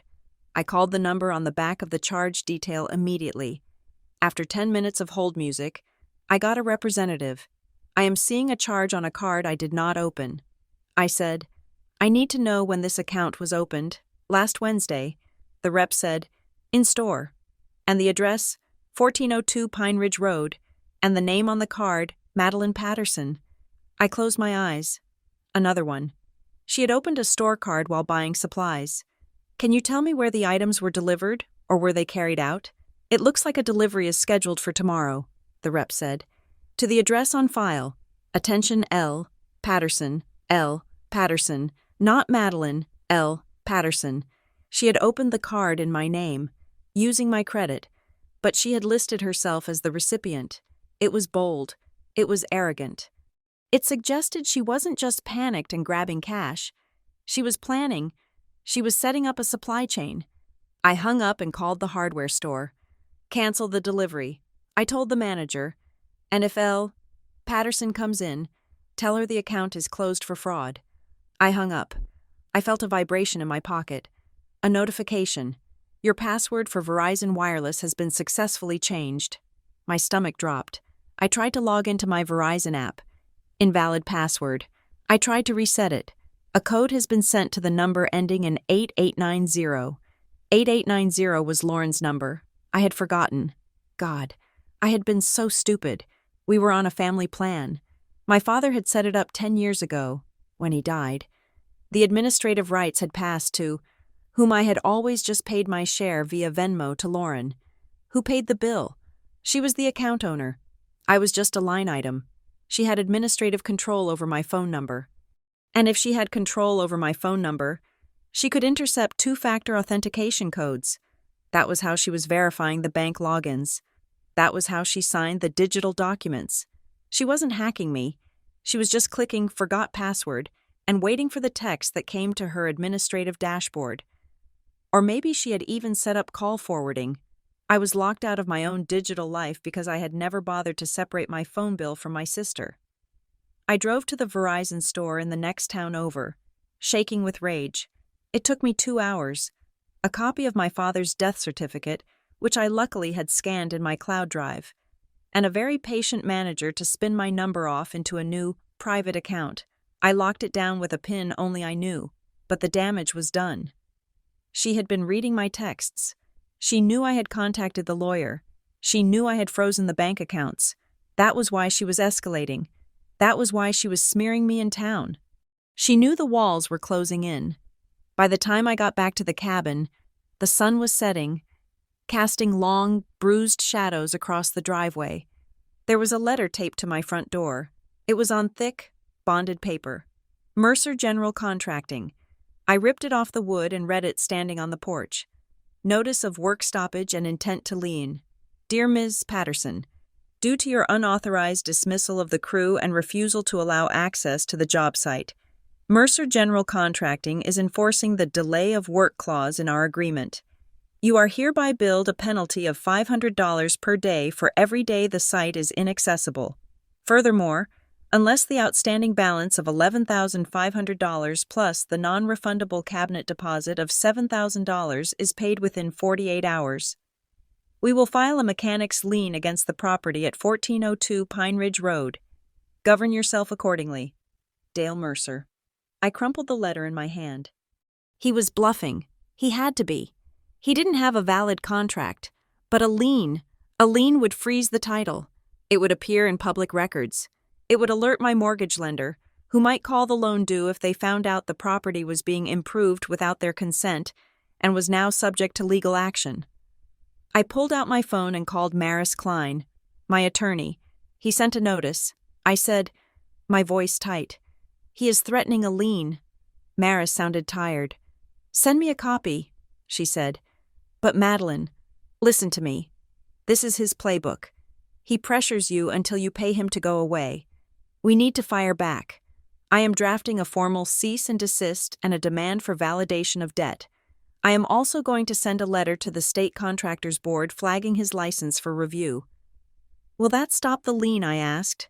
"It might slow it down," she said. "But to kill it, we need proof, real proof. Not just he said, she said. We need to prove he knew the signature was forged. We need to prove collusion. I have the email." I said, "The one from the fake account. It is good," she said. "But he can claim he didn't know it was fake. He can claim he was duped by your sister, too. We need something that ties them together." I hung up and stood on the porch, looking out at the darkness. The woods felt hostile now. Every shadow looked like a threat. "Excuse me, Madeline." I jumped, spinning around. A woman was standing at the bottom of the porch steps. It was Mrs. Higgins, the neighbor Lauren had mentioned, the one I had barely spoken to in 6 months. She was holding a casserole dish covered in foil. "Mrs. Higgins," I said, my hand over my heart. "You startled me." "I am sorry," she said. She was a small, bird-like woman with sharp eyes. I brought some lasagna. I heard there was some trouble." I stiffened. Had she heard I was unstable too? "Thank you," I said cautiously. "That is very kind." She walked up the steps and handed me the heavy dish. Then she leaned in close. "I also wanted to show you something," she whispered. "Show me something." She pulled a smartphone out of her apron pocket. "I have one of those doorbell cameras," she said. "Facing the road. It picks up your driveway if a car goes by." She tapped the screen. "I saw the trucks yesterday," she said, "and I heard you shouting this morning. And, well, I saw this from Saturday morning, the day after you left for your trip." She pressed play. The video was grainy, black and white, shot from across the road. It showed my driveway at dawn. The timestamp read, Saturday, 6:15 a.m. A truck pulled up, Dale Mercer's white pickup. He didn't get out right away. He waited. A moment later, the front door of my cabin opened. Lauren stepped out. She was wearing a robe. She looked around, checking the road, but she didn't look at Mrs. Higgins' house. She ran down the steps to the truck. Dale rolled down the window. They talked for a moment. It looked familiar, easy. Not like a homeowner meeting a contractor for the first time. Then, Lauren reached into her robe pocket. She pulled out a thick white envelope. She handed it to Dale through the window. Dale took it. He opened it, peeked inside, and nodded. Then he opened the truck door and got out. He said something, and Lauren threw her head back and laughed. It was a full-body laugh. relaxed and triumphant. Dale put his arm around her shoulders, a gesture that was far too intimate for a professional relationship, and they walked together toward the house. As they passed the kitchen window, Dale pointed at it and made a chopping motion with his hand. Lauren nodded vigorously. They looked like partners. They looked like they were planning a heist. That was Saturday. Mrs. Higgins said softly. Before any work started, before any emergency, I stared at the screen. The envelope. What was in the envelope? Cash. The spare key. Thank you, Mrs. Higgins, I whispered. Can you send this to me? She nodded. I do not like that man, she said. He did a roof for the Johnsons last year. Leaked within a month. He is bad news. And your sister, she looks like she is under his spell, or he is under hers. I walked back inside. The cabin was silent. Lauren was sitting on the sofa, watching TV on her laptop with headphones on. I walked over and pulled the headphones off her head. Hey, she protested. I held up my phone. I had already forwarded the video to myself. I pressed play. I watched her face as she watched the footage. I watched the color drain away, replaced by a gray, sickly pallor. I saw the envelope. Lauren, I said, Saturday morning, 6 a.m. What was in it? She swallowed hard. She looked away. It was the deposit. She stammered. I wrote him a check. At 6 a.m, in your bathrobe. And why were you laughing? What was so funny about tearing apart my house? She stood up, wrapping her arms around herself. We were just talking. He was being nice. He made a joke about how bad the old cabinets were. You look like you knew him. I said, You look like friends. He is just a friendly guy, she yelled. Why are you spying on me? Did you put cameras up, Mrs. Higgins did, I said. And so did the hardware store where you opened a credit card in my name. And so did the bank where you logged in as me. I stepped closer to her. What is going on? Lauren. The truth. Now, why are you really doing this? It is not just about the divorce. You are desperate. You are handing envelopes to con artists at dawn. What are you hiding? She started to cry again. But this time it looked different. It looked fearful. I told you, she sobbed. I needed the house to be ready. Ready for what I demanded. For the inspection, she shrieked. What inspection? Who is inspecting my house? She clamped her mouth shut. She looked terrified, like she had said too much. Lauren, I said, grabbing her shoulders. Who is inspecting the house? She shook her head violently.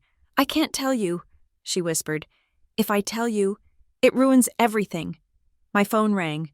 It was sitting on the table between us. An unknown number. I looked at Lauren.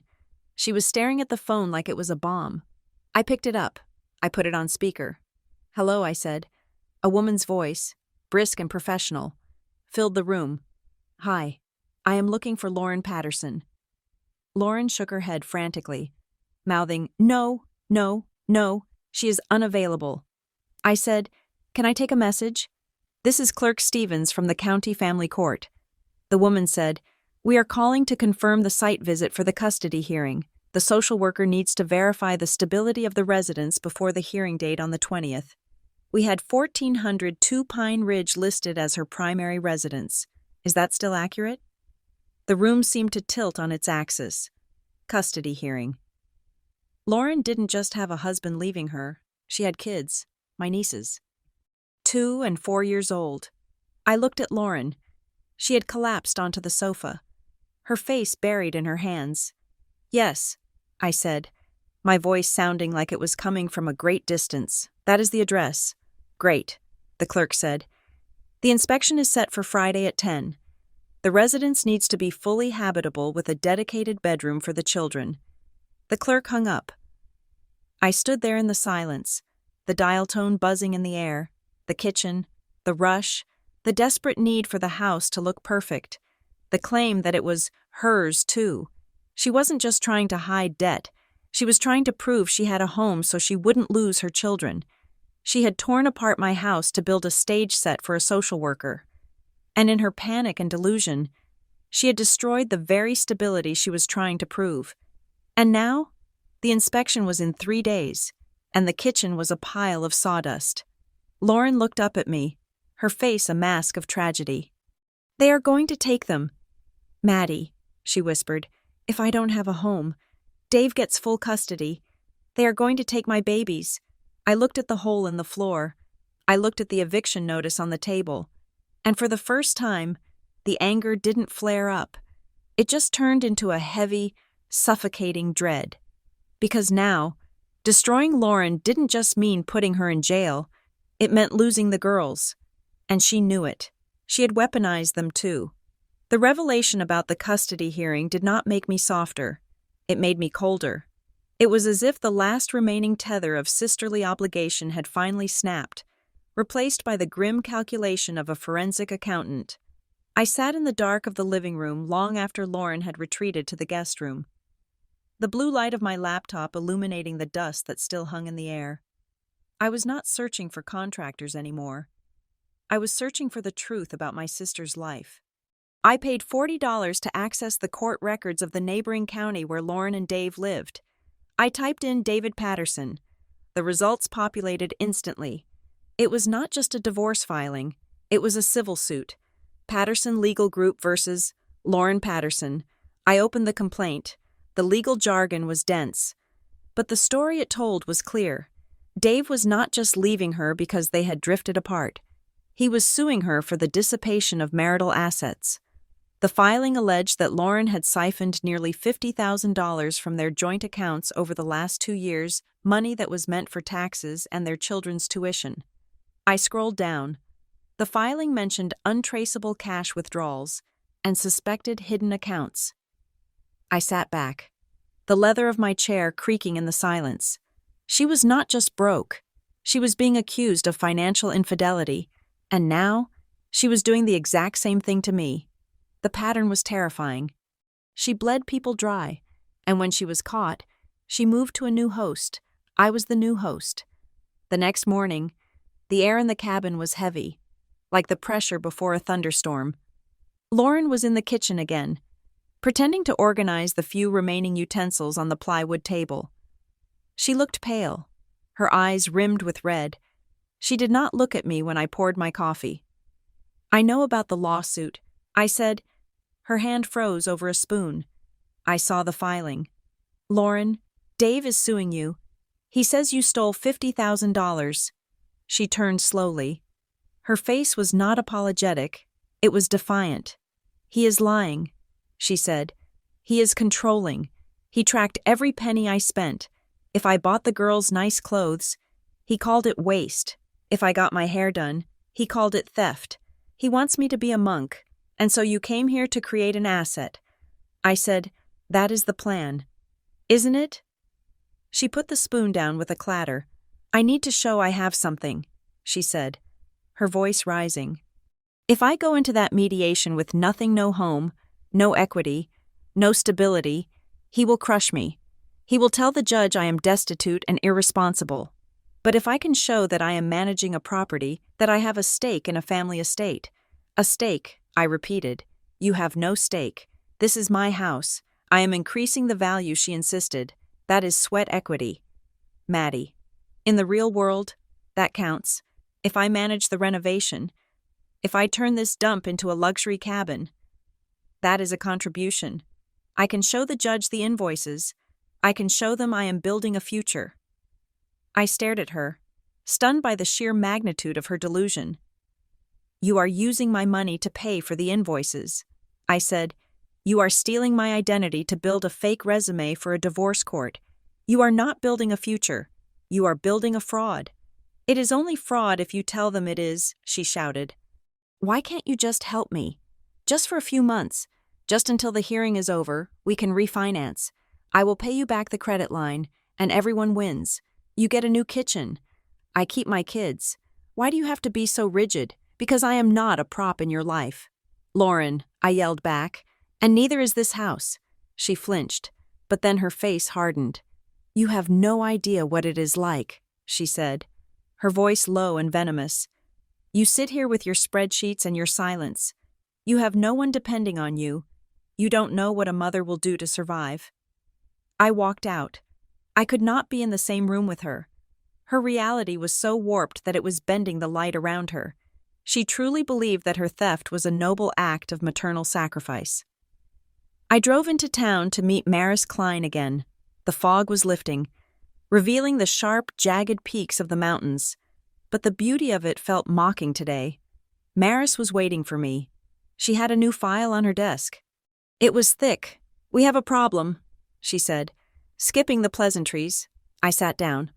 "What is it I sent the notice to Dale Mercer?" She said. "The cease and desist.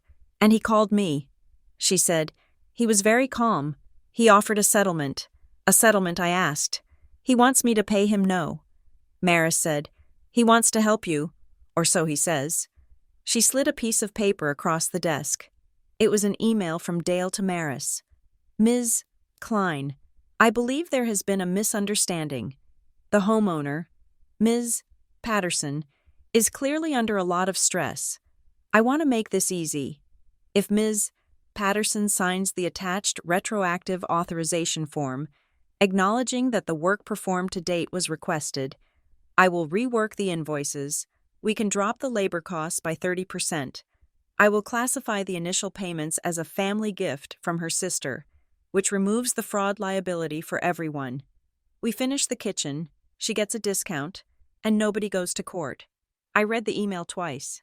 "He is trying to cover his tracks." I said. "Exactly," Maris said.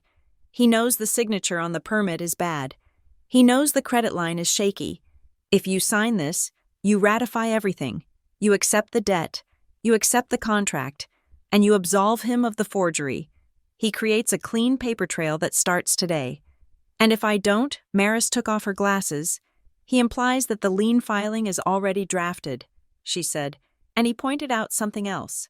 The permit was filed for a non-structural remodel, but they removed a load-bearing wall. I remembered the older worker, Rick, mentioning the sagging ceiling. If the county inspector comes out and sees that wall gone without a structural engineering stamp, Maris continued, "they will red tag the house. They will condemn it until it is fixed. You won't be able to live there, and Dale knows that. He is holding your certificate of occupancy hostage." I felt a cold sweat break out on my back. "So my choice is to let him rob me and finish the job, or fight him and lose my house to the county we fight," Maris said firmly. "But we have to be smart. We need to challenge the permit itself. We need to prove the application was fraudulent, so the county grants us an emergency stay to fix the wall without penalties. And to do that, we need to prove the signature is not yours." She pulled out a card. "I have an appointment set up for you with a handwriting expert in the city tomorrow." She said, "We get an affidavit, then we go to the bank, then we go to the supplier. We build the wall of evidence." I said, "Brick by brick." Maris said, "I left the lawyer's office and went to the hardware store, not the one where Lauren had opened the account, but a different one. To buy a new deadbolt for my bedroom door, I needed a sanctuary within my sanctuary. As I walked down the aisle, I saw a woman I knew from the local hiking club. Sarah. We had hiked the Ridge Trail together last summer. "Sarah," I said, raising a hand. She looked up. Her expression shifted from recognition to awkwardness in a split second. She checked her watch. "Oh, hi, Madeline," she said, taking a step back. I stopped. The rejection was palpable. "Is everything okay?" I asked. Sarah sighed. She looked around to see if anyone was listening. "Look, Madeline," she said, "I don't want to get in the middle of it, but people are talking. Talking about what? About your sister." She said, "Everyone knows she's going through a divorce, and everyone knows you are trying to kick her out." She paused, then added, voice lowered, "Mrs. Higgins said she saw you screaming at her, that you looked unhinged. And Dale Mercer, he's telling people you are refusing to pay him for work he already did, that you are trying to stiff a local business because you had a mood swing." I stiffened. "Dale Mercer is a con artist." I said, "And my sister stole my identity." Sarah gave me a sad, pitying smile. "That is what Lauren said you would say." She said you get paranoid when you are stressed. Just maybe take it easy. Okay, family is family. You only get one sister." She turned and walked away, leaving me standing next to the display of padlocks. I felt like I was in a glass box. I was screaming the truth, but from the outside, it just looked like I was flailing. Lauren had weaponized her vulnerability. She was the weeping mother. The victim. I was the childless, cold, corporate career woman who cared more about money than blood. It was a narrative that played well in a small town. I bought the lock in silence. When I was driving back up the mountain, my phone rang. It was an unknown number, a 555 area code, the city. I answered it, putting it on speaker. Ms. Patterson, yes. This is Greg from Elite Appliances. I am calling about the delivery scheduled for tomorrow. My heart skipped a beat. What delivery? I asked. The Wolf Range and the Sub-Zero fridge, Greg said. The order for the Patterson job. I pulled the car over to the side of the road. Wolf Range, Sub-Zero, those were $10,000 appliances. I did not order a range. I said. There was a pause. The sound of typing. Well, the order was placed by your contractor, Mr. Mercer. Put it on the store account.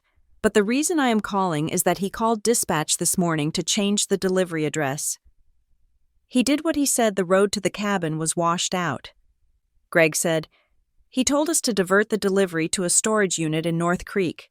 Unit 404 at U Store it, North Creek, the same town where the permit runner was based, the same town where the mysterious login had occurred. He wanted you to deliver my appliances to a storage unit. I asked. Yeah, Greg said. And usually, we do what the contractor says, but the unit is rented to a Rapid Permits LLC. It didn't match the homeowner info, and honestly, we have had issues with Mercer before. Stuff going missing. So I wanted to call you directly to confirm. I gripped the phone. Do not deliver them. I said, do not deliver anything to him. That is theft. He is trying to steal the appliances. That is what I thought. Greg said, okay, I am canceling the order. But Ms. Patterson, you might want to check your credit. That order was $14,000. $14,000. I hung up. I sat in the car, watching a hawk circle overhead. Dale wasn't just overcharging me. He was stripping the equity. He was using my credit line to buy high-end assets, diverting them to a storage unit, and likely reselling them. The kitchen remodel was just a front to max out the credit line before I noticed. And Lauren, did she know I wrote him a check? She had said, I handed him an envelope. Was she in on the theft? Or was she just the useful idiot who opened the door? I dialed the number for the fraud department at my bank. I had the direct line now. I had been talking to them every day. This is Madeline Patterson. I said when the investigator, a man named Mr. Henderson, picked up, Mrs. Patterson, he said, I was just reviewing your file. Add this to the file. I said, I have a witness, an appliance distributor. The contractor attempted to divert $14,000 of merchandise to a third-party storage unit in North Creek today. Mr. Henderson hummed. The sound of rapid typing filled the line. That changes things, he said. That moves this from a civil dispute to criminal intent. Attempted grand larceny. What do I need to do? We need the affidavit from the distributor, he said. And Ms. Patterson. We need to know about the sister. What about her, if she facilitated this? He said, his voice grave. If she opened the door, if she gave him the account numbers, the bank will go after her too. We do not prosecute selectively. If she is a co-conspirator, she goes down with him. I looked out at the trees. I know. I said, I arrived at the cabin as the sun was dipping below the ridge. The shadows were long and sharp. I walked inside. Lauren was sitting on the floor in the living room, surrounded by papers. She was making a mood board, cutting pictures of faucets out of a magazine. She looked up, smiling tentatively. I found a farmhouse sink that is on sale, she said. It would look so good with the dark wood. I stood over her. I felt like a giant. I felt like an executioner. Stop, I said. She froze. We need to talk. Lauren, the real talk. I sat down on the coffee table, facing her.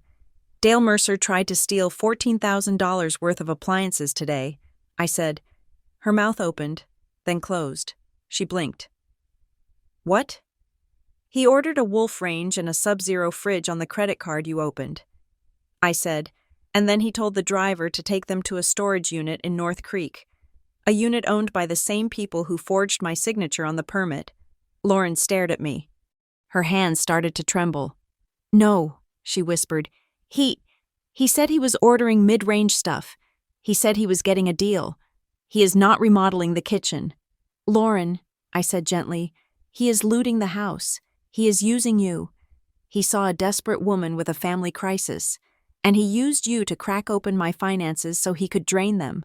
She shook her head violently. "No, he is my friend. He listens to me. He is helping me with the inspection. He is going to prison." I said, "And if you do not stop protecting him, you are going with him." I reached into my bag and pulled out a document. It was a simple affidavit I had typed up in Maris's office. I, Lauren Patterson, hereby admit that I had no ownership interest in the property at 1402 Pine Ridge Road.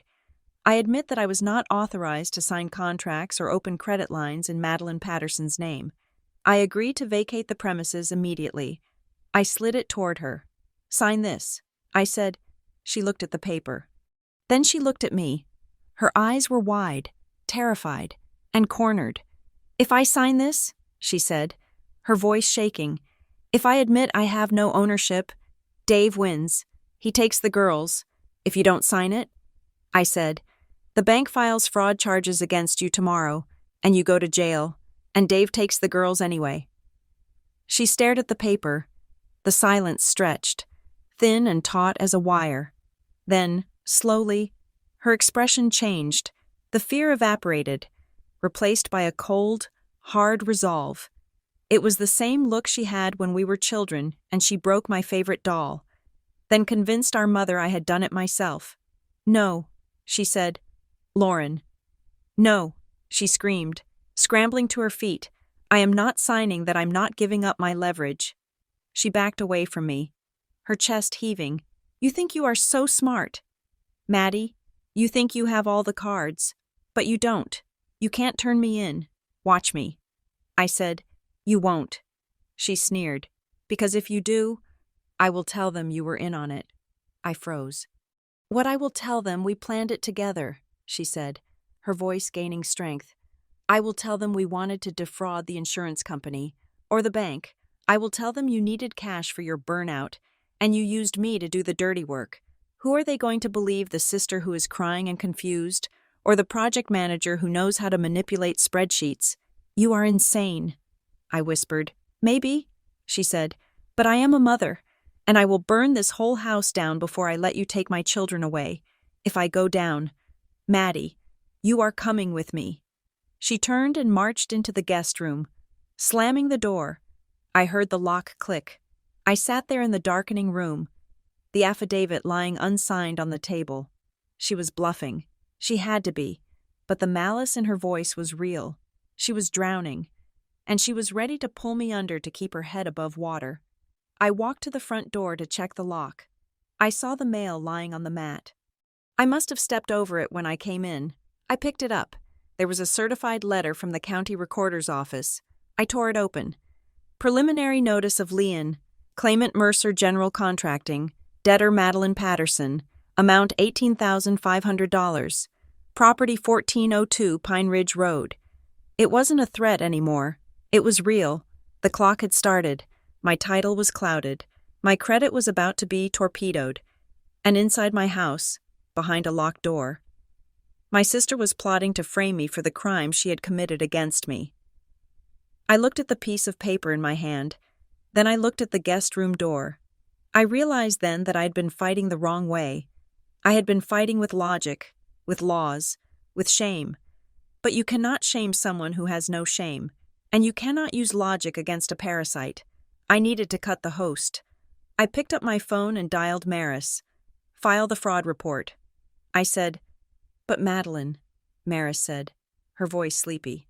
"Your sister." "I know," I said, watching the sliver of light under the guest room door. "Do it, and call the sheriff. I want them here in the morning." I hung up. I did not go to sleep. I sat in the chair, watching the door, holding the lien notice like a weapon. The sisters who had saved for a trip to Italy were dead. There was only the debtor and the creditor now, and I was done paying. The file box was heavy in my arms, but it was not the weight of the paper that made my muscles ache. It was the weight of the betrayal. I walked up the concrete steps of the county administration building, the morning sun glaring off the glass doors. I did not look back at the parking lot. I did not check my phone for texts from my sister. I had spent 33 years being the peacemaker, the fixer, the one who swallowed the jagged edges of my family to keep everyone else from bleeding. Today, I was done swallowing. I sat across from a deputy named Miller. He was young, with a crew cut, and a face that looked like he had seen too many domestic disputes to be surprised by anything. I placed the documents on his desk one by one. "This is the police report for identity theft," I said, my voice steady. "This is the affidavit regarding the forged permit. This is the video footage of the contractor, Dale Mercer, accepting a cash envelope from my sister, Lauren Patterson, before any contract was signed. And these are the bank records showing unauthorized access to my accounts from an IP address registered to Mr. Mercer's associate." Deputy Miller picked up the photo of the permit signature. He compared it to the copy of my driver's license I had provided. He let out a low whistle. "This is pretty blatant," he said. "It is," I agreed. "I want to file charges against Dale Mercer for fraud, theft by deception, and unlicensed contracting." "And the Sister Miller asked, looking up at me. "You are naming her as a co-conspirator." I felt a phantom pain in my chest, right where my heart used to be before it calcified. "Yes," I said.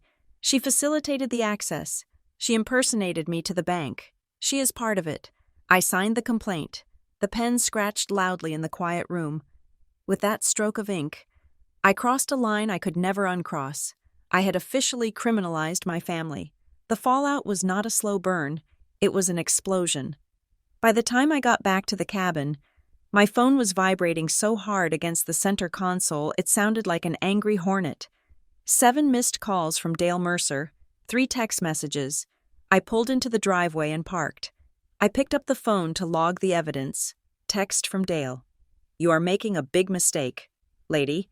You think the cops scare me? I have been in this town 20 years. Withdraw the complaint or I file the lien today." Text from Dale. "You are going to wish you just paid the bill." Text from Dale. "Watch your back." I screenshotted them.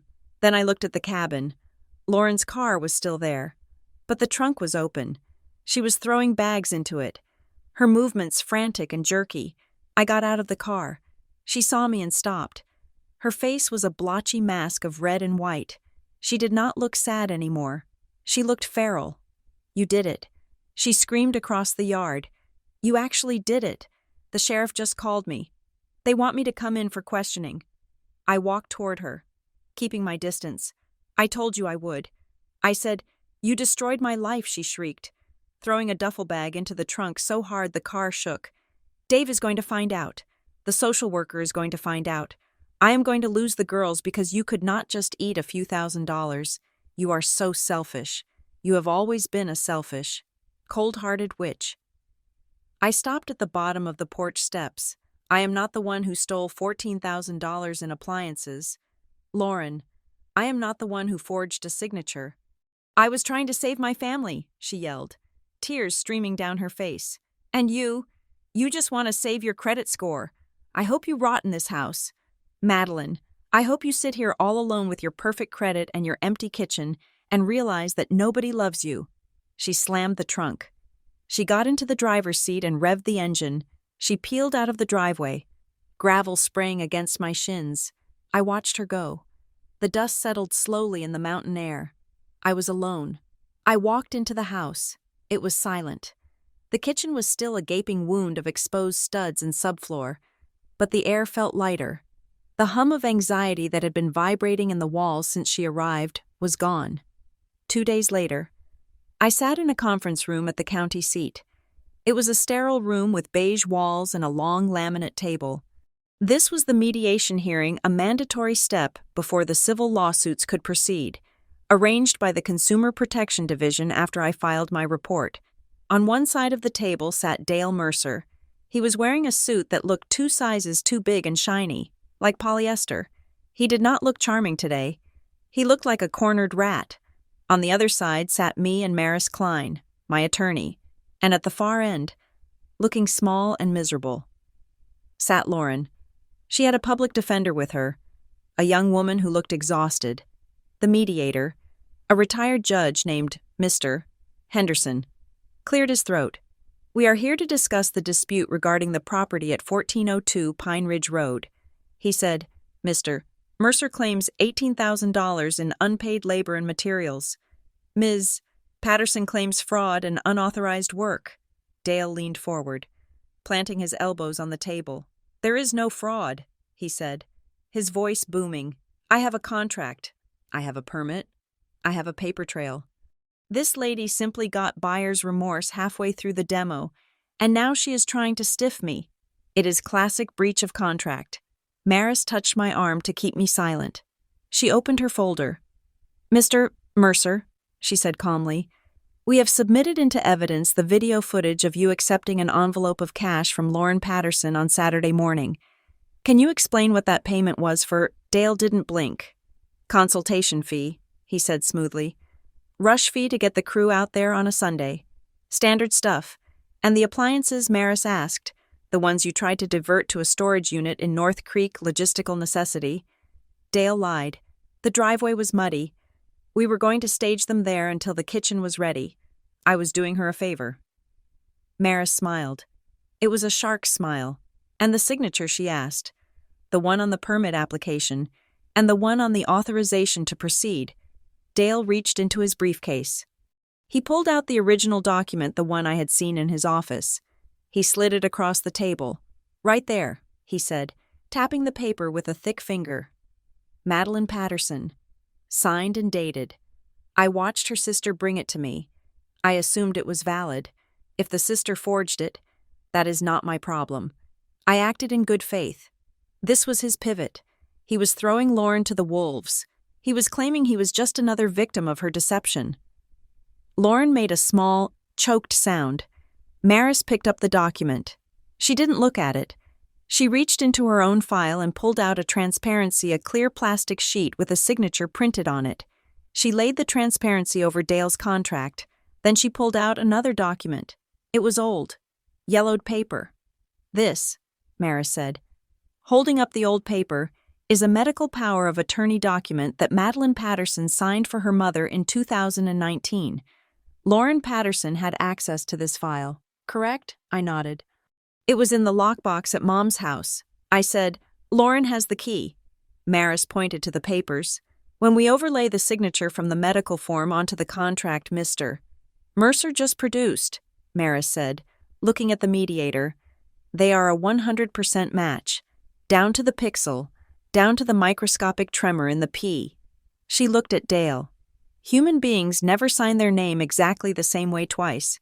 Mr. Mercer, it is physically impossible. The only way 2 signatures match perfectly is if one is a digital copy of the other. This signature was scanned, lifted, and pasted onto your contract." The room went silent. Dale's face turned a shade of purple I had never seen before. So he sputtered. "Like I said, the sister gave it to me. She must have photoshopped it. I didn't know." Maris turned to Lauren. "Lauren," she said gently, "did you Photoshop this signature?" Lauren looked at Dale. Dale glared at her, his eyes wide and threatening. It was a look that said, "Keep your mouth shut or else." But Lauren was already drowning, and looking at Dale, she realized he wasn't a life raft. He was the anchor. "No," she whispered. "Speak up." "Ms. Patterson," the mediator said.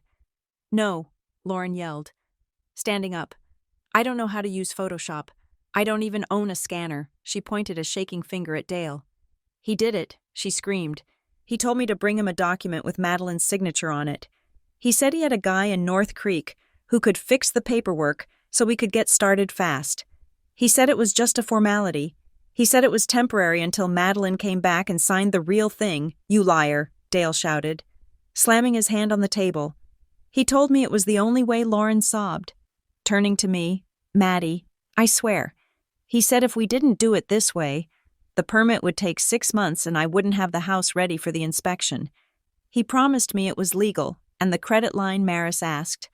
He did that too, Lauren cried. He sat at the computer. He asked for your answers to the security questions. He said he was just checking the pre-approval. I didn't know he was submitting a fake pay stub. The truth hung in the room, ugly and undeniable. Lauren hadn't just trespassed. She had collaborated. She had handed over the keys to my identity because a con man promised her a shortcut. The mediator looked at Dale. "Mr. Mercer," he said, his voice ice cold. "I am recommending that the district attorney open a criminal investigation into your business practices, and I am flagging your license with the state board immediately." Dale stood up. He gathered his papers, his hands shaking with rage. "You are making a mistake." He spat at me. "You are going to regret this." He stormed out. Lauren stood there, trembling. She looked at me, waiting for what absolution. I looked at her. "I am sorry, Maddie," she whispered. I stood up and gathered my files. "Tell it to the judge." "Lauren," I said, the victory, if you could call it that, was a Pyrrhic one. The bank, faced with the affidavit and the police report, froze the credit line and absolved me of the $6,000 in debt. They also canceled the $14,000 appliance order. But the savings account, the $15,000 that Lauren had legally withdrawn from the joint account, was gone.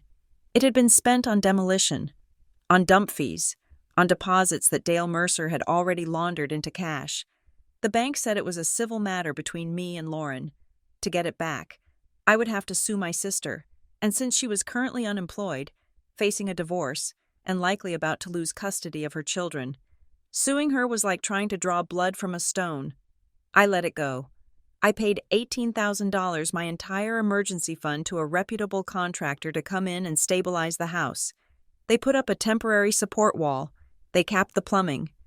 They hauled away the debris, but they didn't finish the kitchen. I couldn't afford it, so I lived in the cabin with a plywood floor and a microwave on a card table. The heart of the home was a hollow shell. It was a daily reminder that a home can be damaged in a weekend, but rebuilding it takes years. The legal wheels turned slowly. The county opened an investigation into Dale Mercer. It turned out I wasn't the first victim, just the first one with a sister desperate enough to help him and a paper trail detailed enough to catch him. He was looking at jail time, but the court dates were months away. Lauren moved into a small apartment in the city, paid for by our aunt. The custody hearing had happened. Dave got primary custody. Lauren got supervised visits.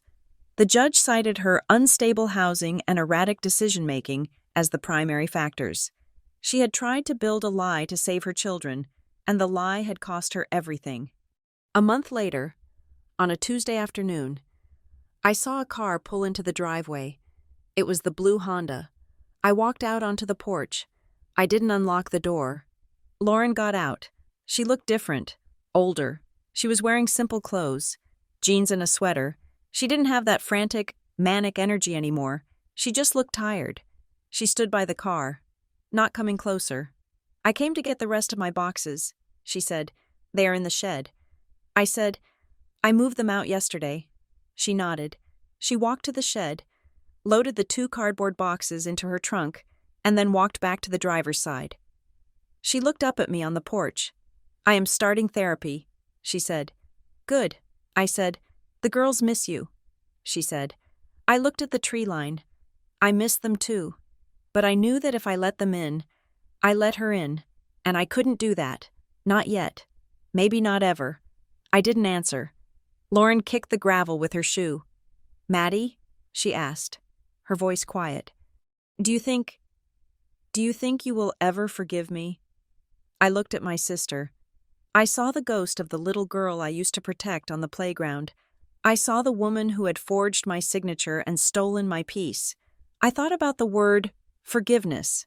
It sounded heavy. It sounded like a contract I wasn't ready to sign. Forgiveness is not a promise. "Lauren," I said. "What is it?" she asked. I looked at the lock on my front door. "Right now," I said. "The only promise I can make is distance.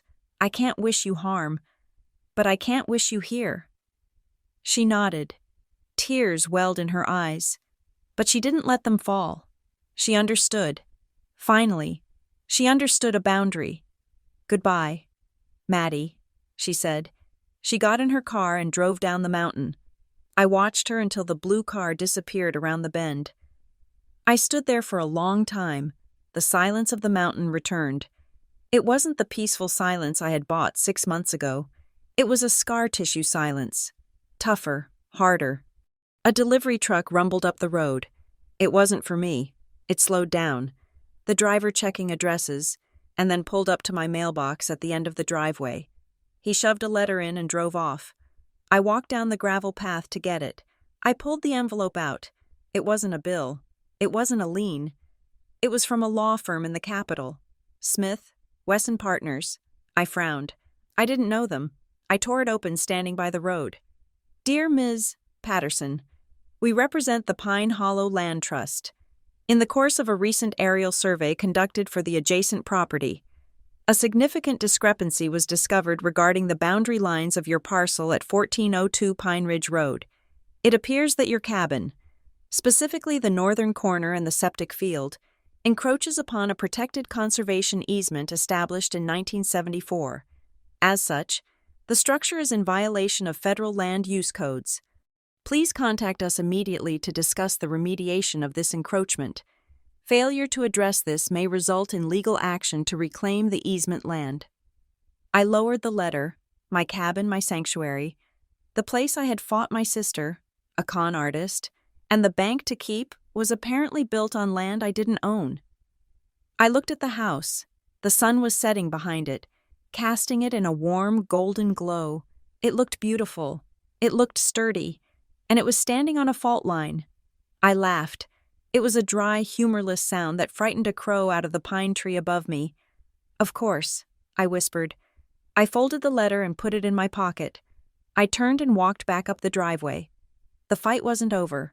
The fight was never over. You just traded one enemy for another. But as I walked toward my unfinished kitchen, I realized something. I was still standing, and this time, I had a deadbolt on the door. Thank you for listening to this story. It has been a journey through the tangled webs of family, betrayal, and the cold, hard reality of protecting what is yours. I would love to know, where are you listening from right now? Are you in a quiet cabin in the woods or the middle of a busy city? Let me know in the comments below. If you enjoyed this story and want more tales of justice, grit, and the darker side of human nature, please make sure to subscribe to Revenge Stories, and I want to hear your thoughts. Did Madeline make the right choice in the end? Should she have forgiven Lauren? Share your thoughts in English in the comments. Until next time, keep your doors locked and your boundaries strong.